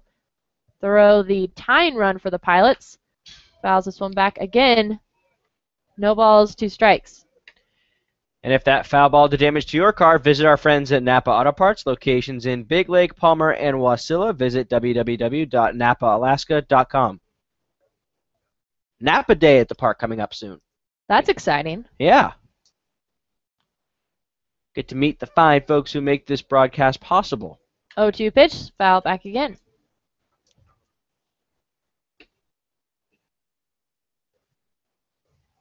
Frost a few steps into right center field. There's definitely a hole in left center for J.J. Wagner. 0-2 pitch, high, ball 1. My high school was J.J. Pierce. Just a fun fact.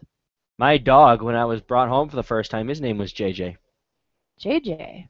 Jumpin' Jack. Oh, well, that makes sense. My Was mom, it a Jack Russell Terrier? I have no idea what he was. I think my mom had him for like 17 years, 16 years. Whoa. It's an old dog, and that is strike 3. And the third out, that is 3 strikeouts in the bottom of this 5th inning. And strikeout number 11 for Tyler Stubblefield. As we head to the top of the 6th, the Miners lead 1-0 over the Anchorage Glacier Pilots. You're listening to the Matsu Miners Radio Network.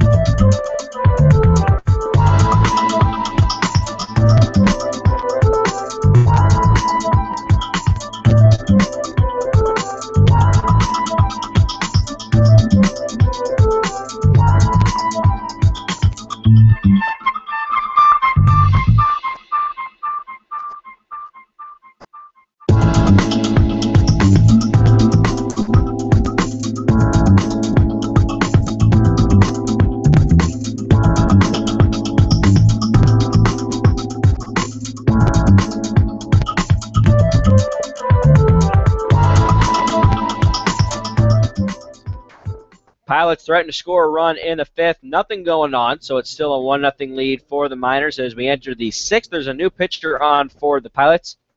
It's the left-hander Henry Fauché from LSU. Just finished his junior year, 6 feet, 205 pounds. Record of 1-0. He's not given up a run. He's appeared in 2 games, 7 innings, 2 hits, 6 walks, 8 strikeouts. Made his first appearance of the season against the Miners. Went 2 innings, no hits, no runs, 3 walks, 2 strikeouts. He faces Cameron Frost. First pitch, low and away, ball 1. Frost is 0 for 2, a ground out to short, and he flew out to left in the 3rd. Pitched him, line foul, straight back, 1-1.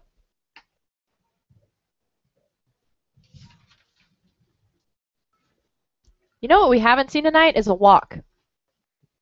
I didn't notice that. 1-1, foul back, just about the same spot, 1-2. Isn't that odd? None for the Miners. None for the Pilots. Look at that. That's the first time. And 1-2, foul back again, same spot. Still 1-2. I don't know. We'll probably see about 5 walks in this inning now that I mentioned it. But, Probably. you know, we made it this far. I'll tell you something about that. 1-2 to Frost. Lifted right side, foul out of play. Are you going to say you've been Scully? But Oh, no, just keep talking. no? Okay. Today when we were on the glacier, I said, I'm surprised I haven't fallen yet. And I never did. You did, though. No, I didn't. You know what? I don't think I did. classified that one I as a don't think fall. that's falling down. I disagree. 1-2 pitch to Frost. Little high, 2-2. There was a lot of sliding and slipping, but no big falls. 2-2. Foul back. Still 2-2.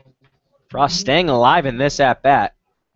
Frost has been fouling a lot of balls lately. We've seen him, hit those singles, doubles, but now a lot of foul balls.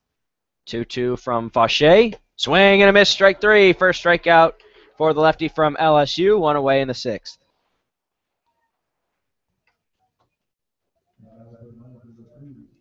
I'll bring up Paul Panaccione. He's 1 for 2, a double in the 1st. He scored the only run of the game on the RBI double by Cam Newell, and he struck out in the 3rd. First pitch to him is, and there a strike. This fresh arm might be good for the Pilots, but the Miners batters kind of got a little bit used to Fox. 0-1, that's a called strike, 0-2. I asked Paul Panaccione before the game that I said, I noticed that you used to sort of bend your knees and rest that bat on your shoulder, and he just said he wants to switch things up a little bit. As he sends one foul right side, it's still 0-2. I can understand that. You're in a little bit of a slump, Yeah, so you always try to. Slump. That's one of the good things. You can try something else and try to work your way out of it. 0-2. And that's strike 3, back-to-back Ks for Henry Fauché, and Panaccione didn't go all the way around. More like, I guess, what would you call that? Half a swing, 3/4, quarter. Yeah, I don't know what that was. Enough. That's the back-to-back Ks, and there's 2 outs for Newell.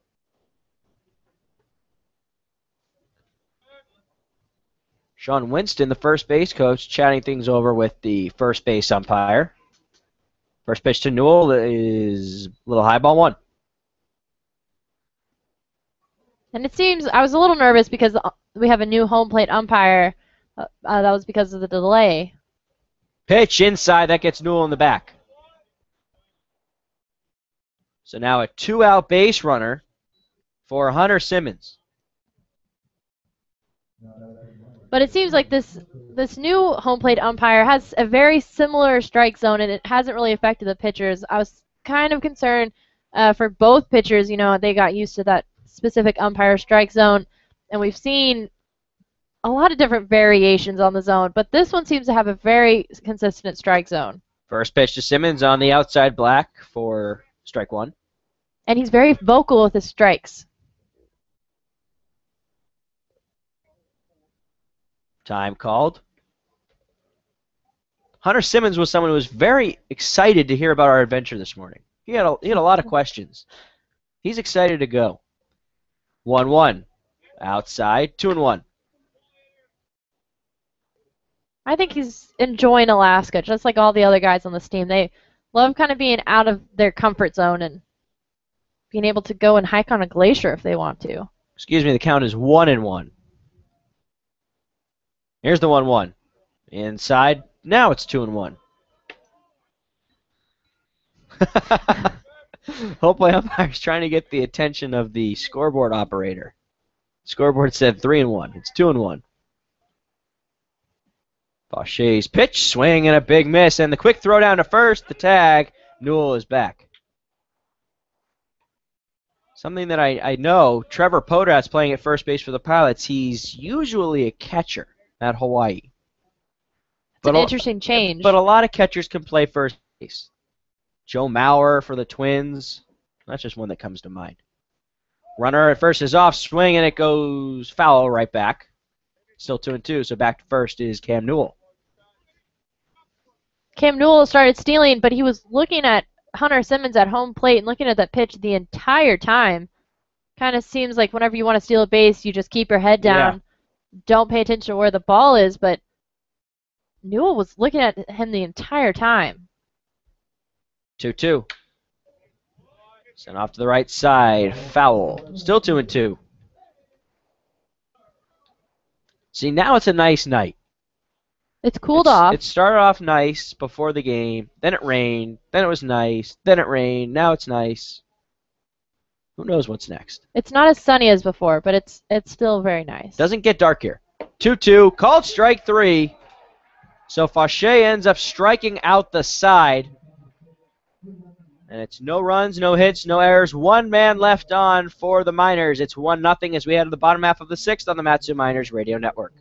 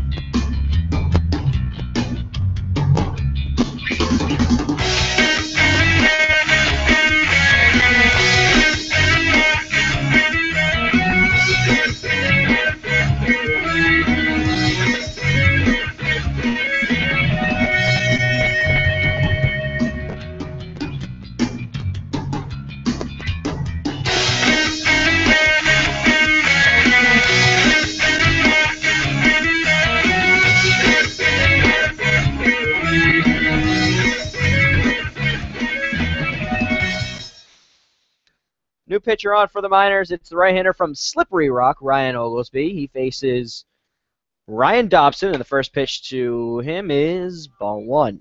Maybe a little low. Dobson, Protasio, and Pack. That's 9-1-2. Stubblefield's night is over. We'll have the line in just a second. 1-0. That's a strike, 1-1. Final line on Stubblefield, 5 innings, 2 hits, no runs, no walks, and 11 strikeouts. Boy, he was good. 1-1 is low. 2-1 from Ryan Oglesby. He pitched yesterday, was our player of the game. 2 innings, 4 hits, no runs, 1 walk, 1 strikeout. Chopper back to the mound. Oglesby fields it and underthrows to first. 1 away. Oglesby's, it's his second appearance. He hasn't been here for, more than 72 hours? Right. He seems very comfortable out there. Yeah, I mean, he was our player of the game yesterday. He got to meet a lot of the players at the pancake breakfast uh, yesterday morning. So I think that definitely helped, kind of broke the ice. I think it can be a little intimidating pitching in front of strangers, trying to help the outfield. And First pitch to Protasio is in there for strike one, and I can't help but notice, but look how shallow Cameron Frost is playing. well, He's look also how shaded to the left side.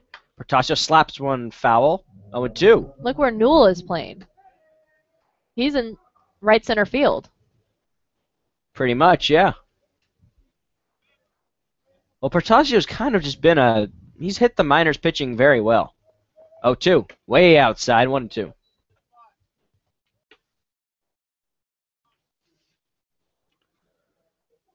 Getting close to that player of the game time. 1-2, that's low, 2-2. But if you have anything to say, send us an email, matchminersbroadcast@gmail.com. Comment in the comment section below the live player or tweet at us at ABLMiners. 2-2 to Protasio. Swing and a miss, strike three. That's the first strikeout for Oglesby. That's the 12th strikeout for Miners pitching. And there's two away here in the sixth. You know, looking down on my score sheet, there are a lot of Ks on this grid, and Yeah. there are no colored, how I score runs, no colored in diamonds for no runs. I'm liking this view over here. I like it too. Here's Chester Pack. He's 0 for 2 as that pitch gets away from Meyer, the catcher. Pack is 0 for 2. He grounded out to second in the first, and he struck out in the fourth. And I'm going to look through this to see. Every player except for Colin Thoreau in the lineup has a strikeout. That's a called strike to Pack, 0-2. Thoreau actually has one of the two hits for the Pilots. 1-1 outside, 2-1. Protasio has the other hit, but has also been struck out twice. He was Stubblefield's and Oglesby's first strikeout. 2-1. A little low, 3-1. Oglesby with that, I don't know what you call it, but a very interesting delivery. I don't know, it's not really sidearm, but it's not submarine. He goes into it looking like it's going to be sidearm, but it's over. That's ball four for Chester Pack. It's a good pitch, but ball four. So that'll bring up Kevin Veers. He's 0 for 2 with 2 strikeouts. Veers a dangerous hitter for the Pilots. He's hit the minors pretty well. 2 for 4 on the 19th. 2 for 4 on the 13th, but 0 for 3 on the 14th. Inside, ball 1. 2 away. Miners lead the Pilots 1-0. Chester Pack on first base. He walked. 1-0 pitch. Swing and a miss. That's 1-1. Beers didn't want to offer, but he did. 2 away here in the bottom of the sixth. 1-1. Lifted out to deep right center. Back goes Cameron Frost. He hangs on, makes the catch over the shoulder, and that saves a big run. That saved the tying run, and it's still 1-0 Miners.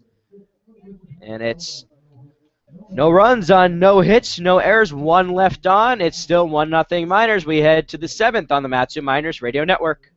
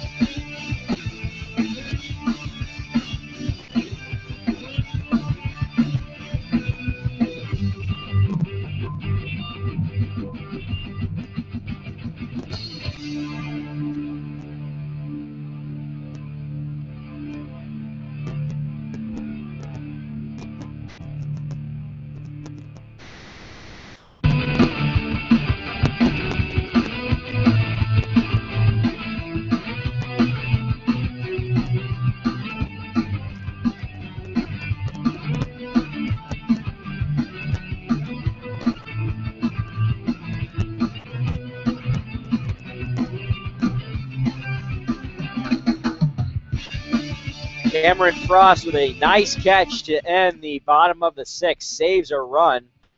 Saved the tying run. But Henry Fauché is out there for the seventh, his second inning. He'll face Brandon Smith, Nick Blazer, and Dane Wunderlich.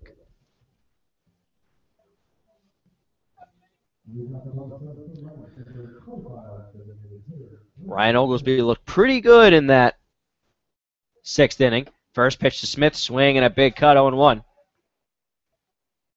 Smith struck out in the first, reached on an error by the third baseman in the fourth, stole second, and then was caught stealing third. Pitch low and away. It's 1-1. Lights still on here at Mulcahy. I think that they might actually be needed in this situation. Like, they're actually doing good compared to last night where it was kind of sunny and bright. I don't know why they were on. Maybe they forgot to turn them off. That could be it. 1-1, low and in. 2-1. But it still looks a little bit dark over the mountains back towards Palmer in the valley. 2-1, fouled off to our right. 2-2. Emma, we're lucky. We haven't had a foul ball hit the window or to the left of the window, to the right of the window. Like last time. Yeah, that got scary. I didn't enjoy that.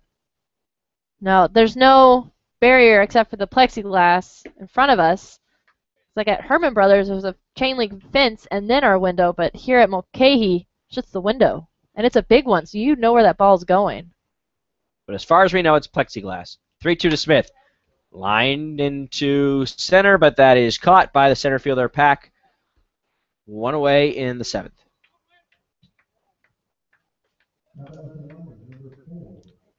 That'll bring up Nick Blazer, the second baseman from Cal State Northridge.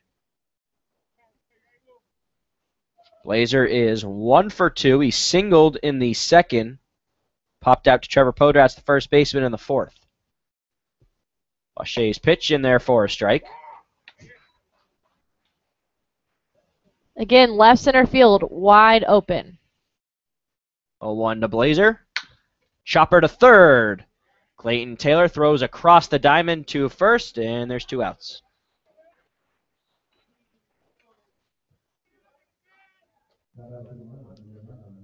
Now bring up Wunderlich. He's 0 for 2 with a pair of strikeouts. Not a lot of scoring or even really any offense. It's been a pitcher's duel in this one. 1-0. That first run came in the first. RBI double for Cam Newell. First pitch to Wunderlich is low and in, ball 1. 1 run, 3 hits, no errors for the Miners. No runs, 2 hits, 1 error for the Pilots. 1-0 to Wunderlich. Same spot, low and in, 2-0.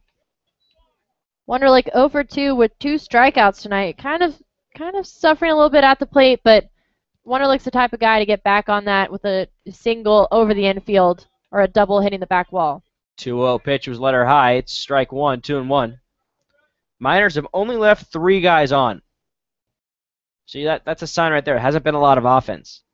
The Pilots have only left 3 guys on, too. 2-1, same spot, let her high, 2-2 with 2 outs, and Henry Fauché is flirting with a 1-2-3 inning.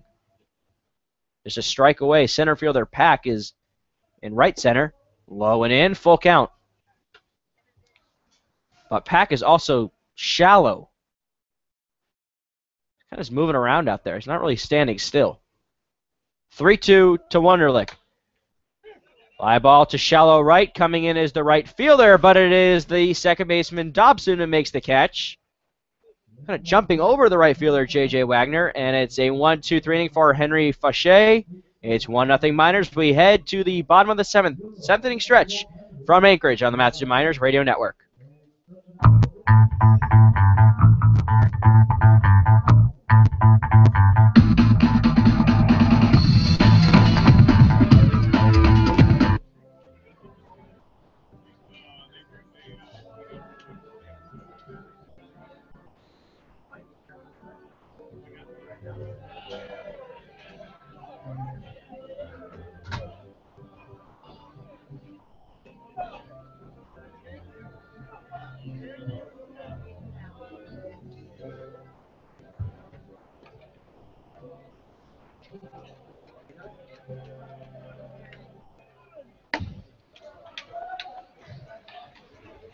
If you purchase the plastic time, take it out. The winning number is 237 666.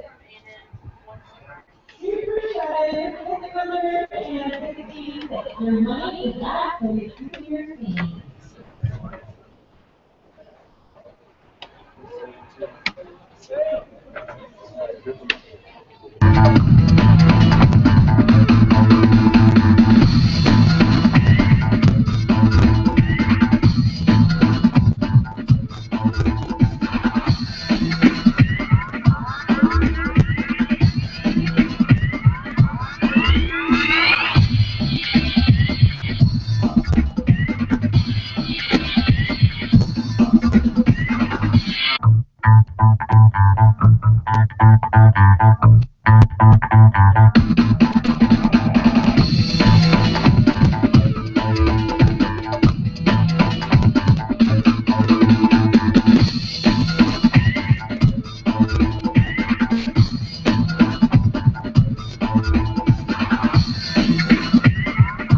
New pitcher out for the Miners. It's the lefty out of Texas A&M, Hayden Howard, 6'4", 190 pounds. No record on 1.08 earned run average. He's appeared in 3 games, 8 1/3 innings. Get this. No hits, 3 walks, 13 strikeouts. Ooh. Last pitch yesterday against the Bucks, inning and a third. No hits, no runs, no walks, and 2 strikeouts, and he faces Trevor Podratz, and the first pitch is ball 1. Podratz 0 for 2, 2 strikeouts. 1-0 chop at home plate foul, 1-1. Podratz was the 3rd strikeout and the 8th strikeout for Tyler Stubblefield. Again, he swings at a lot of pitches. Got a lot of power, but he strikes out a lot. 1-1 from Howard. That's high, 2-1. And Howard works quickly. This has been a very bizarre game when you think about all of the guys who have pitched. They work quickly. Here's the 2-1. Up and in, 3-1. They've worked quickly, but we've had a rain delay and then a change of umpires, and that was about a 25, 30-minute delay. 3-1 to Podratz. Lifted out to deep center. Back goes Frost. At the track, at the wall, he makes the catch. Wow, we have seen Trevor Podratz do that now for the 2nd time. Almost hit it. I think that was, well, back when they played that first game here, that was almost the walk-off home run. Yeah. That was almost the tying home run. Frost was at the track, and I think the Pilots team thought it was gone. Did you hear the yelling? I kind of thought it was gone. It looked like it.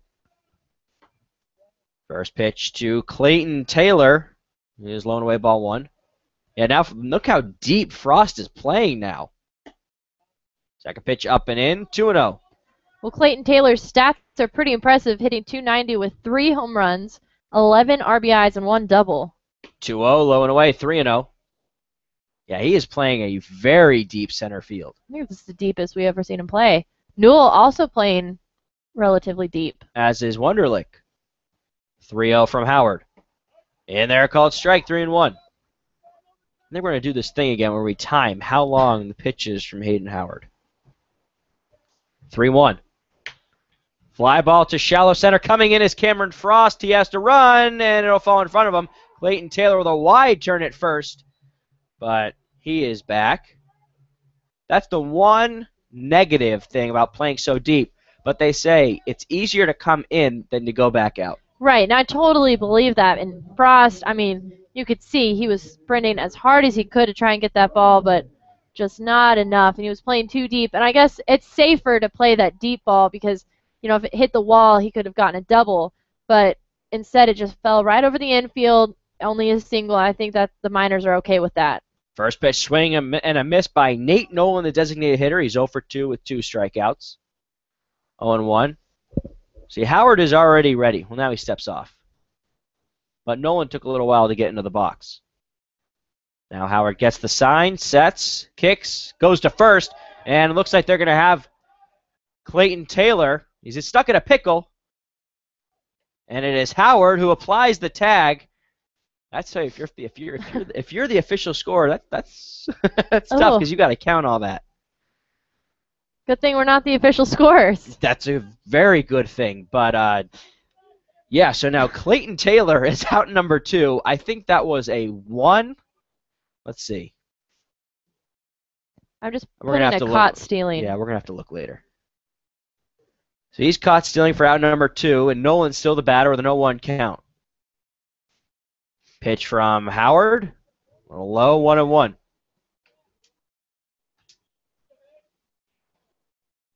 Nolan has also been struck out twice, but he has 3 RBIs and 3 doubles on the season, hitting .346. 1-1 up and in, 2-1.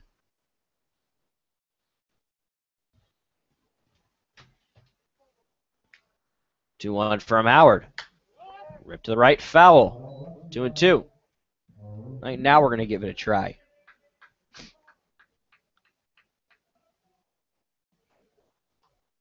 Miners lead the Pilots 1-0 in the bottom of the 7th. Starting to get a little dark here. Don't say that often.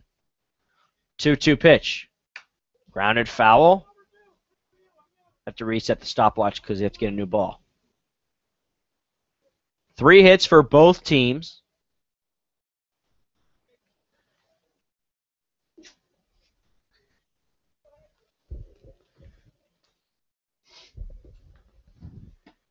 Called strike 3.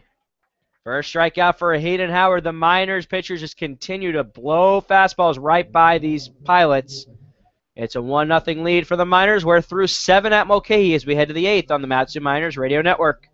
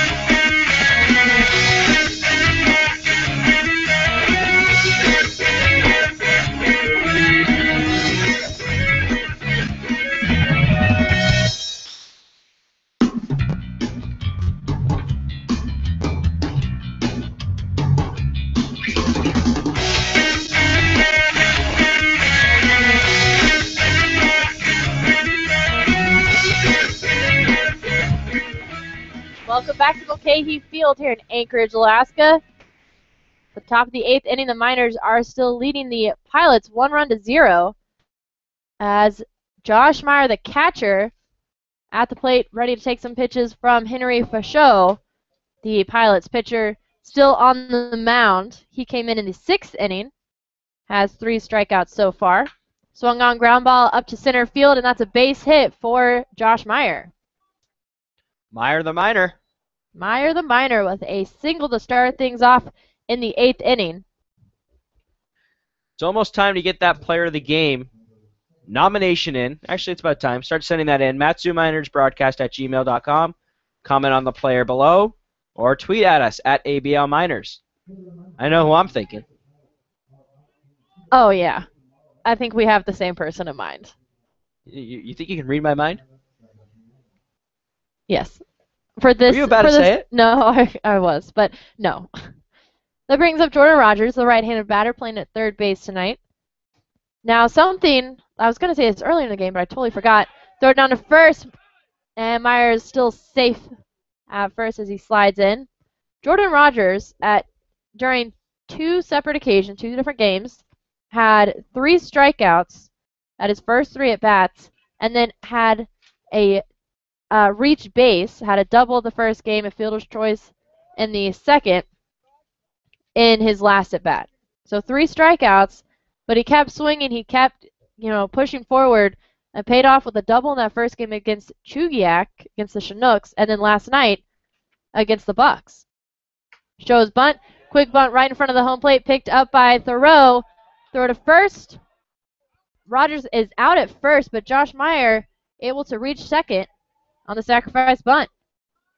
And is that the first bunt that we've seen for the Miners? Oh, At least first successful? Yeah, maybe. We may have seen another one, but something that I pay a lot of attention to is that I think that was great coaching by Ben Taylor. I'm sure he's going to say, oh, I would agree. But, no, I think it was just because Meyer doesn't have much speed. He's a catcher, but Rogers has kind of struggled with the plate lately. So right now it's about runners. Just get the runners in the scoring position and try to get a couple more insurance runs in. Brings us back to the top of the order with Cameron Frost. 0 for 3 tonight. Was the first strikeout for Henry Fichot. You saw Frost at Subway today, didn't you? Yes, I saw Frost, Conley, and Oglesby, actually. Big swing for strike 1. They're all getting the foot-long sandwiches before they head to the field. They're not $5 here. No, they're not. I got a 6-inch with a cherry Coke and jalapeno chips, and it was not cheap. 1-1 pitch. Swung on, foul tip. That's strike 2. And actually, I was, talking to them about the Glacier and saying that I just got back. And then a guy in the line turns to me and says, oh, we're about to head there. We're just getting some sandwiches, picking them up before we head to the Glacier. So we talked about the Glacier. It was kind of cool. You had an interesting trip to Subway Yeah. in Palmer. I seemed very social. I was talking to half the line, which were decked out in Miners gear, and of course I didn't have my jacket on, so I just looked like I just knew all these people. So popular. I know. Well, Palmer, it's not very big. No, and they're it is very not. nice people there. 1-2 pitch, swung on, looper over the infield, and that'll get down for a single for Cameron Frost, and Josh Meyer will stay at third. Runners on the corners now as we're in the top of the 8th inning. Miners to lead 1-0 over the Pilots. I was kind of waiting to see whether BT was going to send Meyer. Meyer, not a lot of speed. He's a catcher. Not many catchers have speed. But I guess you could say that I expected him to hold up. And now, Frost is the one we think of. Frost, Panachone. The leadoff batters are the ones with the speed. So we might see an attempt to steal second here. See, hits a fly ball down the right field side. It is caught, but Meyer will tag up at third and cross home plate. Myers tag on another run. That's 2-0 now over the Pilots. Yeah, that's a big second run right there. Just when you look at how well these Miners have pitched tonight, and it's not even how poorly have the Pilots been at the plate. That's not the thing. It's just how good the Miners have been on the mound. That's a big second insurance run, especially this late in the game. And you got a good bat at the plate right now. And at the plate is Cam Newell. Fouls the first pitch back. Newell had a double in the first, a fly out in the third, and was hit by a pitch and left on first in the 6th inning. 2 home runs, 11 RBIs, 2 doubles on the season. That's strike 2 now for Newell. Caught the outside corner. Yeah, I think it looked a little outside. So he steps out of the batter's box, rubs his hands together. Fichot sets. Here's the pitch. Runner goes at second, and that's fouled back by Newell. Told you, look out for Frost stealing that second base. Yeah. He can run. I know he can. Has 2 stolen bases on the season.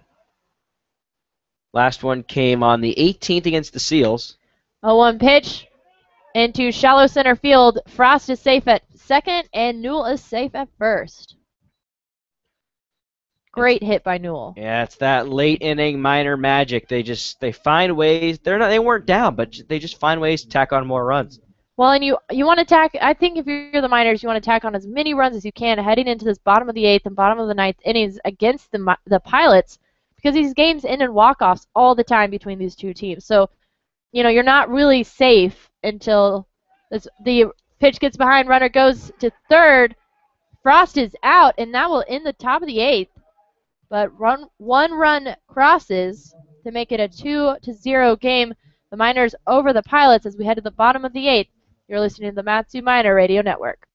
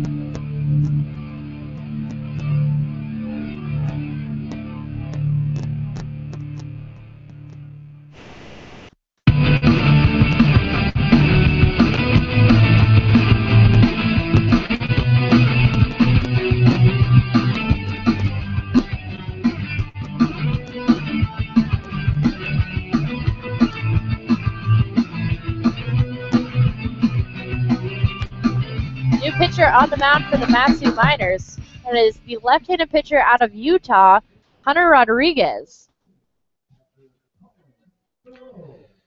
And Hunter Rodriguez, the lefty, has been a pretty reliable, I would say actually very solid, reliable setup man for the Miners. 1-0. He's not giving up a run. 7 innings, 2 hits, 4 walks, 9 strikeouts. He's appeared in 5 games. 2 against the Pilots. First batter faced is Colin Thoreau, the catcher. Last pitched on the 19th against the Pilots. That was on Thursday. An inning, no hits, no runs, no walks, 2 strikeouts. 3 scoreless innings this season against the Pilots for Rodriguez. It's a little low for ball 1. 1 ball, 1 strike. Also have the final line on Hayden Howard. An inning, a hit, no runs, no walks, 1 strikeout. 13 strikeouts for Miner pitching tonight. 1-1 pitch by Rodriguez. Catches that inside corner for strike 2. Henry Fauché has gone 3 innings, given up 3 hits, 1 run, no walks, and 3 strikeouts.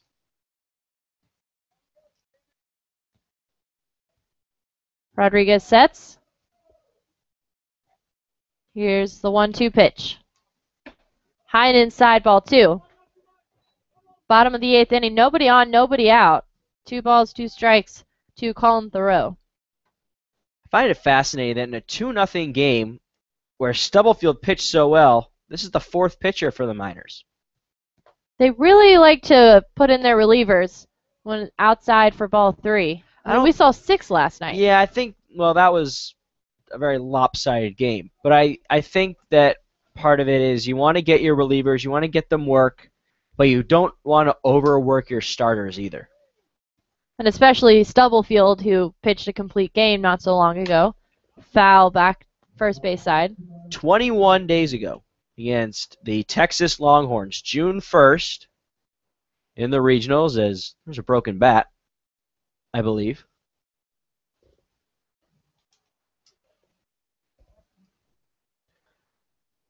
Went a complete game, 134 pitches. I don't think I've ever thrown 134 pitches. I haven't either, I don't No. think. I think 120 is my max. I think 0 is my max. I can't imagine throwing that many pitches. Takes a lot of stamina. Yeah. And Colin Thoreau is back at the plate now. 3 balls, 2 strikes. Here's a pitch by Rodriguez. Swung on, foul back. If that foul ball did damage to your car, visit our friends at Napa Auto Parts. Locations in Big Lake, Palmer, and Wasilla. Visit www.napaalaska.com. Still full count against Thoreau. Pitch swung on, fouled back again. The foul balls by Thoreau seem to be getting higher and higher. We had a grounder down the first base side, a more line drive. The last foul ball in that most recent one, a lot higher. I would love to catch a foul ball. Yeah, good luck, since we are indoors. 3-2 pitch. High ball 4. Thoreau takes his base. Brings up J.J. Wagner, the right fielder. Grounded out in third. Pinch hitter. That is Ray Guarini. Greeny comes in a lot in these situations. Yeah, I think that's not necessarily an upgrade, but for a situation like this, Guarini is a pretty good hitter. Wagner has struggled. He was 0 for 2 tonight, but yeah, Guarini comes in a lot in these pinch hit situations, so you know it's something he's capable of, moving those runners along the base paths. First pitch, a little outside for ball 1. Little early command problems for Rodriguez. 1 ball, no strikes. Big swing for Guarini. Strike 1. I still find it very fascinating that the 2 players from Utah on the minors are both named Hunter. Hunter and they are at the same host family also. They have the 1-1 sa- pitch. And they have the same shoes. Yes, white Converse. We learned that just the other day. Or you learned that and told me. My I thought it mind was funny. probably somewhere else. 1 ball, 2 strikes against Guarini. Rodriguez takes a deep breath, throws a pitch. High fly ball to shallow left center field. That'll get down. And Thoreau safe at second, and Guarini's safe at first. You have another pinch hitter. So now the tying run is at first base for the Pilots, and the leading run is at the plate in their new pitch hitter. I think it's Nico Sainz. It is Nico Sainz. Nico is a very good player. I've enjoyed watching Nico play. He's kind of a good all-around player. He can run. I guess this change will prompt a visit from pitching coach Brad Baker.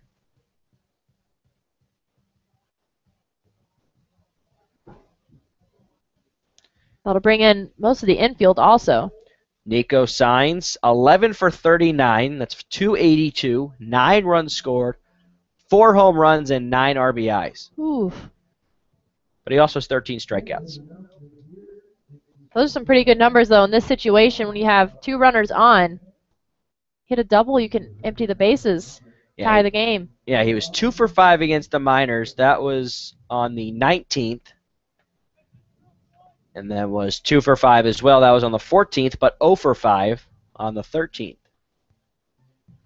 So I don't know that math. I know it's simple addition. So Hunter Rodriguez will stay out there on the mound to face Nico Sainz. That's 4 for 15. There's nobody out in the inning. Tying run at first, leading run at the plate. First pitch, big swing by Sainz, and that's strike 1. I'm sure Hunter would love a ground ball here. Get that force at third. He's got to get that lead runner. No balls, 1 strike. The pitch. Inside, ball 1. Hunter looks a little frustrated, has to calm himself down and just focus on throwing the ball. Takes a look at the row at second. Gets the sign from Meyer. Both runners with a lead. Another look back at the row at second. Here's the pitch. In there for strike 2.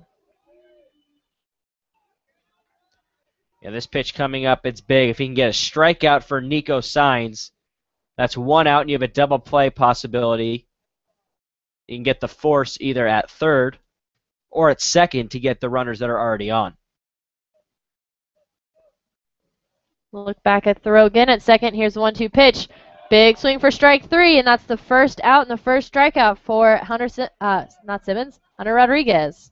Yeah, that's a very big that's a big strikeout because now with Protasio, who's a good hitter, he already has a walk-off single against the Miners, but he struggled today. He's 1 for 3, 2 strikeouts in the single, but if Rodriguez, and he has a benefit here with the lefty-lefty matchup, but if he can get a ground ball, of course, Hunter Simmons right now is playing in at first base in front of the runner. That's Ray Guarini. First pitch in the turf, picked up by Meyer, throw down to third. Here's the slide over the bag, and he touched it. He'll run home. Throw to Meyer, the catcher, still trying to catch him. He gets off the base path, and that is out number 2. See, that's interesting because to me it doesn't even look like Thoreau even actually touched third base. He may have. He definitely slid over it because the bag is off the turf as Jordan Rogers and the third base coach for the Pilots just lifted it up. All right, that's fair. But it looks like they just put it back in. So he definitely touched, but he slid over it and then decided to run home because Jordan Rogers was there at the bag at third base, and that created the situation throwing it back and forth in the base and the third baseline. That's a big out right there because rather than the tying run be at first base, now the tying run's just at the plate. 1-0 pitch to Protasio. It's ball 2. And Josh Meyer will head out to the mound to talk it over with Hunter Rodriguez. Protasio, not a lot of power. He's a little guy, only 5'5", but he can hit the ball. He can drive that run in from second base easily. But Cameron Frost playing a shallow center field. Probably smart against Protasio, not a guy with a lot of power, but he's just gonna bloop a base hit right in the outfield, or right between that gap between Blazer and Simmons at second and first. That is a big gap. 2-0 pitch in there for strike 1. Yeah, just a ground ball up to the right field, and Newell playing again in right center field. See, something I want to know is for the bottom of the ninth. If they get to a bottom of the ninth, is it Arobio, the closer, or does Rodriguez come back out? Bloop over the infield down the third base line. Third base coach waves Wagner around. And Protasio slides into second, and we have the tying run at second base, and the Pilots only down by 1. Yeah, Protasio has done that really all night long. He's just slapped the ball. I think both of his hits are to that left side. And that was Guarini that came around, the pinch hitter. Guarini scored the run, and that brings out head coach Ben Taylor for the Miners. Going to head out to the mound to talk it over with Hunter Rodriguez, including the infield. Also to see if this is a pitching change. And it will be a pitching change as we have a Miner heading out of the bullpen. We'll take a short break and bring you all the details about the new pitcher. We'll be back after this on the Matsu Miner Radio Network.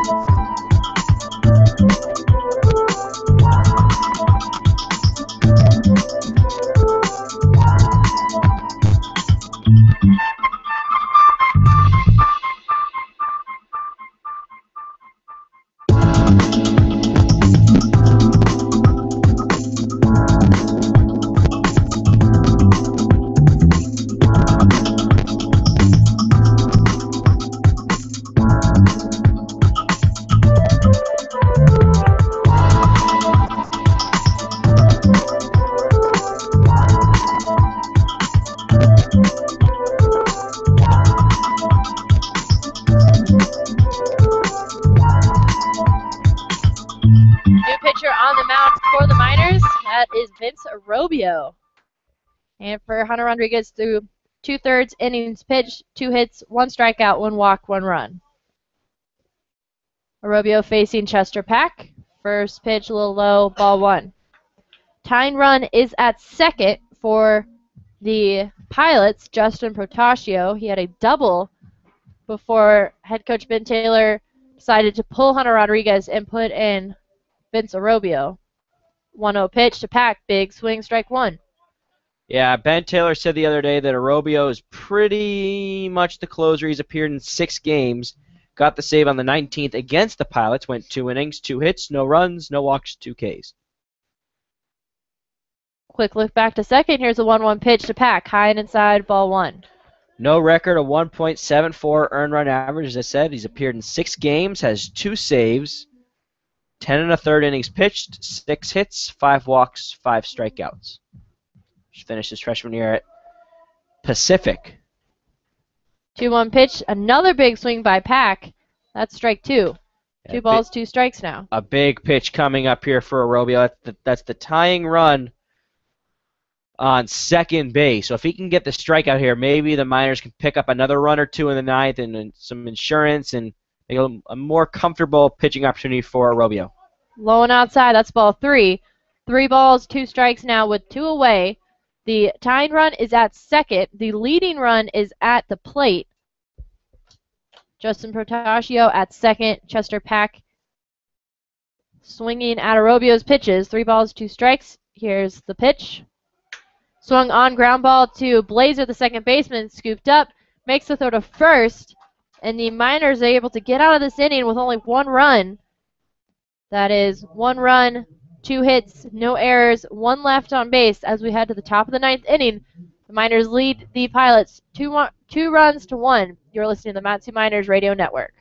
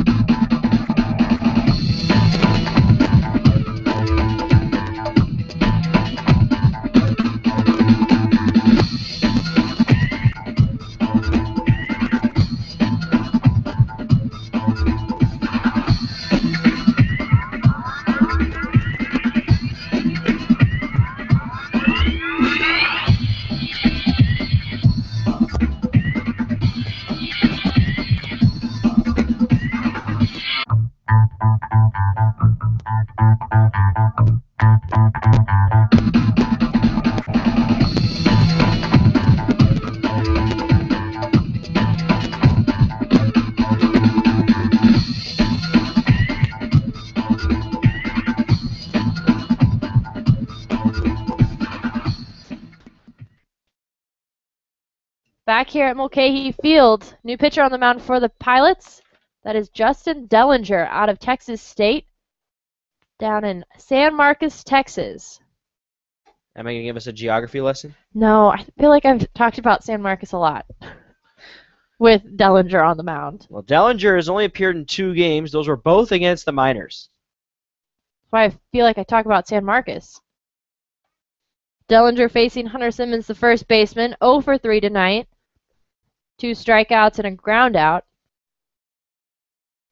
2 balls, no strikes. Dellinger 0-1 with an 11.57 earned run average. As I said, 2 appearances, 2 1/3 innings, 1 hit. It's in there for a strike.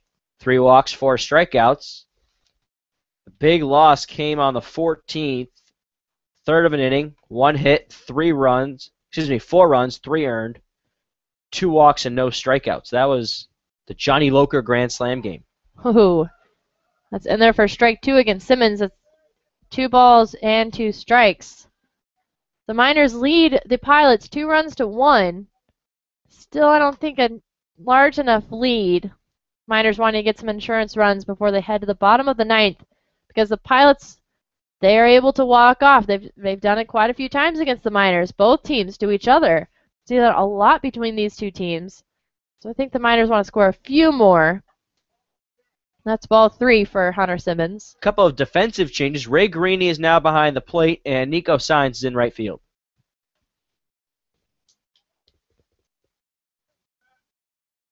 Three-two count to Simmons. Pitched by Dellinger. Big swing for Hunter Simmons, and that's strike 3. That is 1 away for Dellinger in the first strikeout and the first out of the inning. 3rd strikeout for Hunter Simmons tonight. That brings up Brandon Smith. He was struck out in the first inning, had a flyout in the 7th, but in the 4th, he reached first base on an error, stole second. First pitch is a big swing for strike 1. He reached second and then was caught stealing third. Kind of a weird play at. We kind of looked at each other after that one. Didn't know why he decided to steal third. That one's in the dirt for ball 1 by Dellinger. I was just thinking about something. I mean, we get a different player every day who gives us the lineup card, unless they win, and then it's the same player over and over again. Right. Today it was Paul Panaccione. Yep. You were there. Yeah, I was there. I forgot you were there. Forgot to tell you that, but then I realized you were there. 1-1 pitch, swung on. Slow ground ball. Charging is Taylor, the third baseman, and makes the throw at first. That's 2 away now. That brings up Nick Blazer, the second baseman. Nick is 1 for 3. This inning is going by quickly. Good thing for the Pilots, kind of a bad thing for the Miners, hoping to extend this 1-run lead. Miners have 2 runs on 6 hits, no errors. Pilots 1 run on 5 hits, 1 error. The little guy at the plate. Swings at the first pitch, chopper to Taylor again. And again, it's a 5-3 putout. 3 up, 3 down for the Pilots as they head to the bottom of the 9th. You want to keep it here, folks. Miners lead 2-1. You're listening to the Matsu Miners Radio Network.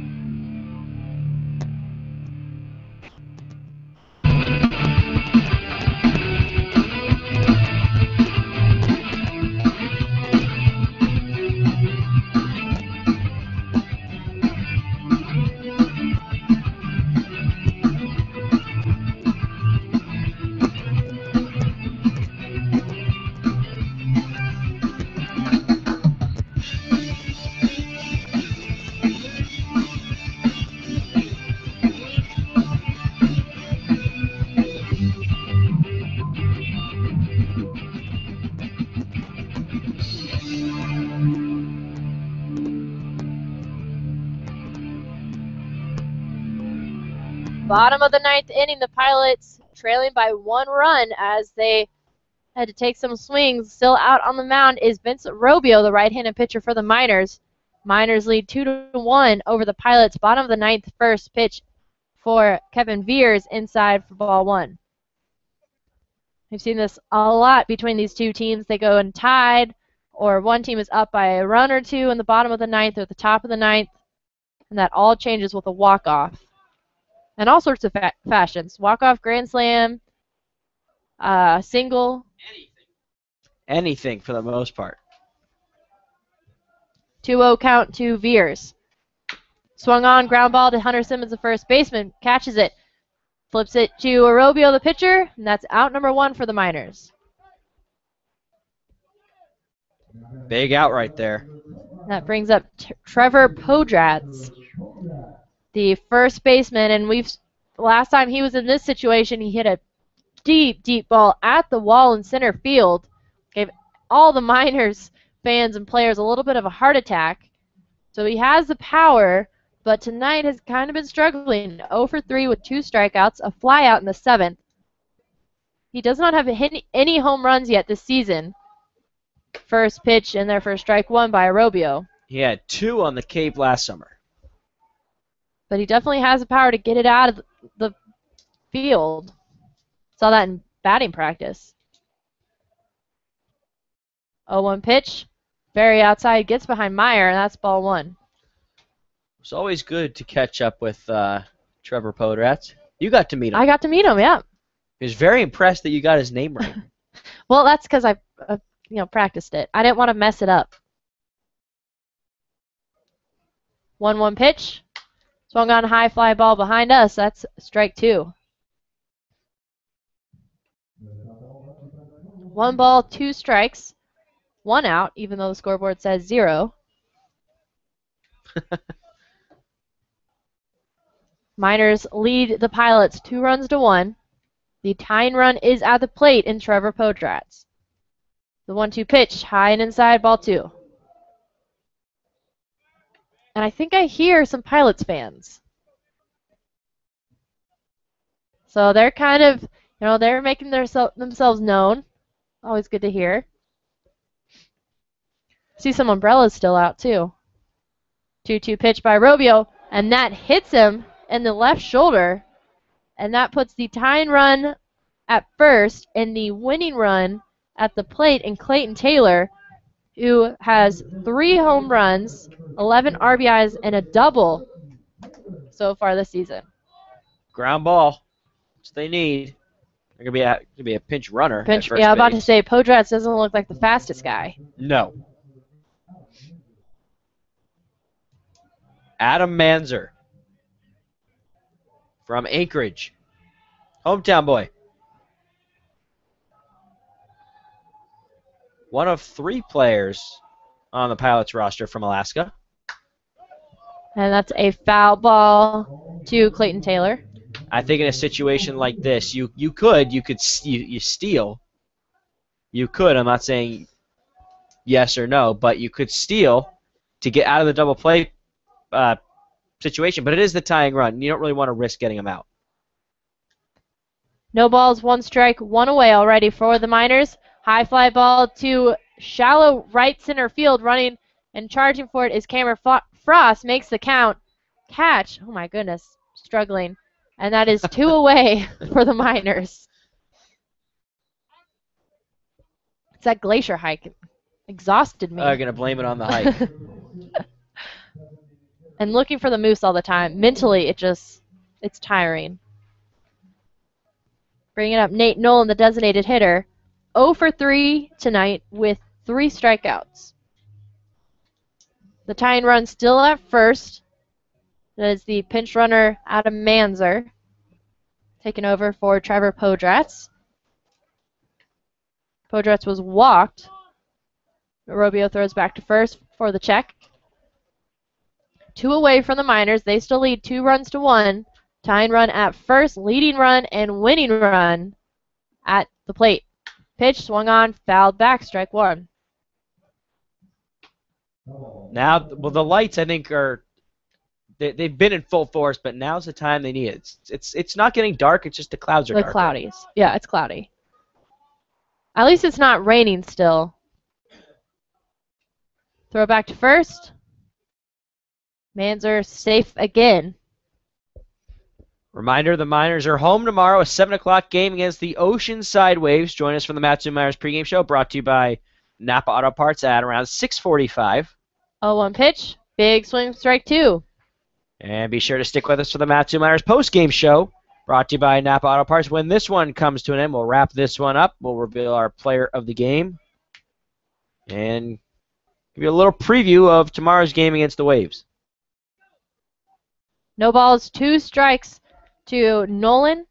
Another throw back to first. 2 outs for the Miners. They lead 2-1 over the Pilots. Vince Arrobio on the mound, Nate Nolan at the plate. Here's the pitch. And it's another foul ball down the first base side.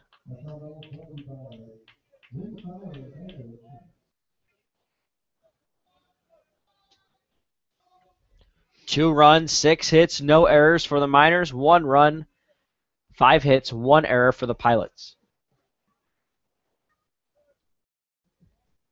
Rubio, the right-handed pitcher, takes a deep breath, throws it back to first. Manzer safe again.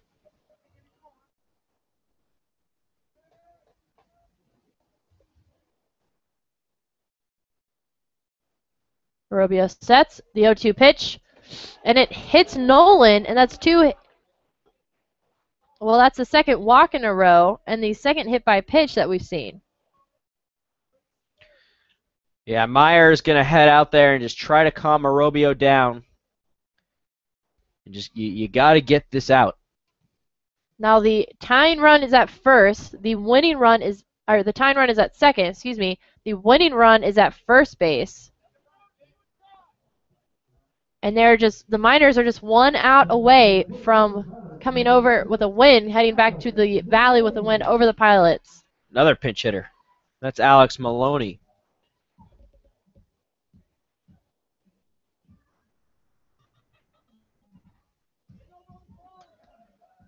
Maloney from Ball State.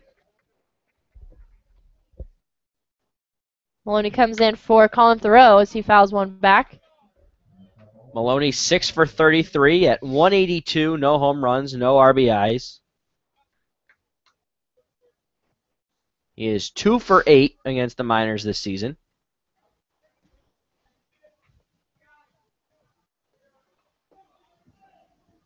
No balls, 1 strike. Here's the pitch. Swung on, high fly ball to right field. You got this, Austin. I can't see it. Newell makes the catch against the fence, and the Miners win. So a fly out to Newell in right field, and the Miners are able to take a win back to the Valley, 2-1 over the Pilots. And we'll take a short break and bring you the Napa Auto Parts post-game show and reveal our player of the game. Again, the final score 2-1. The Miners beat the Pilots here in Mulcahy. We'll be back after this.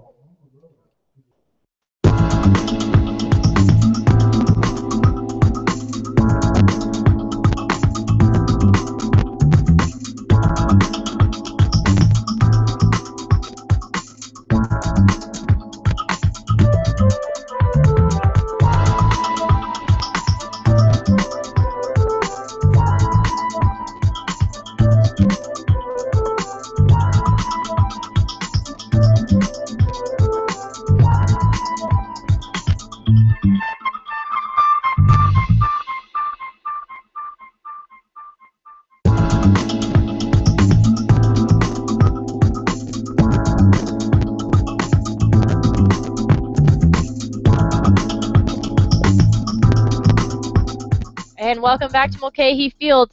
Again, the final score, the Miners beat the Pilots 2-1, and our player of the game is none other than Texas A&M Aggie Tyler Stubblefield. Through 5 innings pitched, gave up 2 hits, 11 strikeouts, 0 walks, 0 runs. What do you think about Stubblefield's performance, Austin? He was just on top of his game. This is the best, I would say this is the best pitching performance we have seen all season, especially from a starter. Went out there and really looked there were a lot of delays. He dealt with 2 delays, of course, with first pitch because of the rain. The game started at 7:30, and then of course about the 25-30 minute delay because of the umpire. So he really just had to go through a lot, but he stayed in there and just hung in there and just did his thing, and we really saw why he was kind of jumbled around the Texas A&M rotation this past season, starting midweek and a couple weekend starts, Friday nights, and he just showed he can really hang in there and really pitch a solid game. Definitely. And also, you have to give credit to these other minors pitchers, Ryan Oglesby, Hayden Howard, Hunter Rodriguez, Vince Arobio. They all did a great job of only giving up 1 run, and that was to Hunter Rodriguez. But they were still able to contain the damage and walk away with a 2-1 win compared to last night where the pitching was really rough. We saw 6 different pitchers, and none of them were really able to contain the Bucks. But here tonight, it's a totally different story. And the bats, they were okay. I mean, the Miners come away with 6 hits, but then again, they weren't really able to score too much once they got onto base. But just because the pitching alone really saved the Miners here. Yeah, I see it a little bit differently. I don't think the hitting was all there. I mean, at times it was there, at times it wasn't. Of course, you get that run in the 8th that you needed, and it was good they got it because the Pilots scored 1 in the 8th, and that was, had the Miners not have scored that run, then, hey, it's a tie game. I mean, they're still going right now, most likely, and it was the pitching that got it done. It really was, and Stubblefield was just on his game. You can't say more about him, and it's the thing for him is it's that loose energy and just he doesn't. It's not that he doesn't care, but he doesn't make a big deal about anything. He just goes out there and he knows, hey, I'm going to do my best, and that's the best I can do. And sometimes that rubs off on your teammates, and they know the same thing. And it's, hey, you lose, you lose.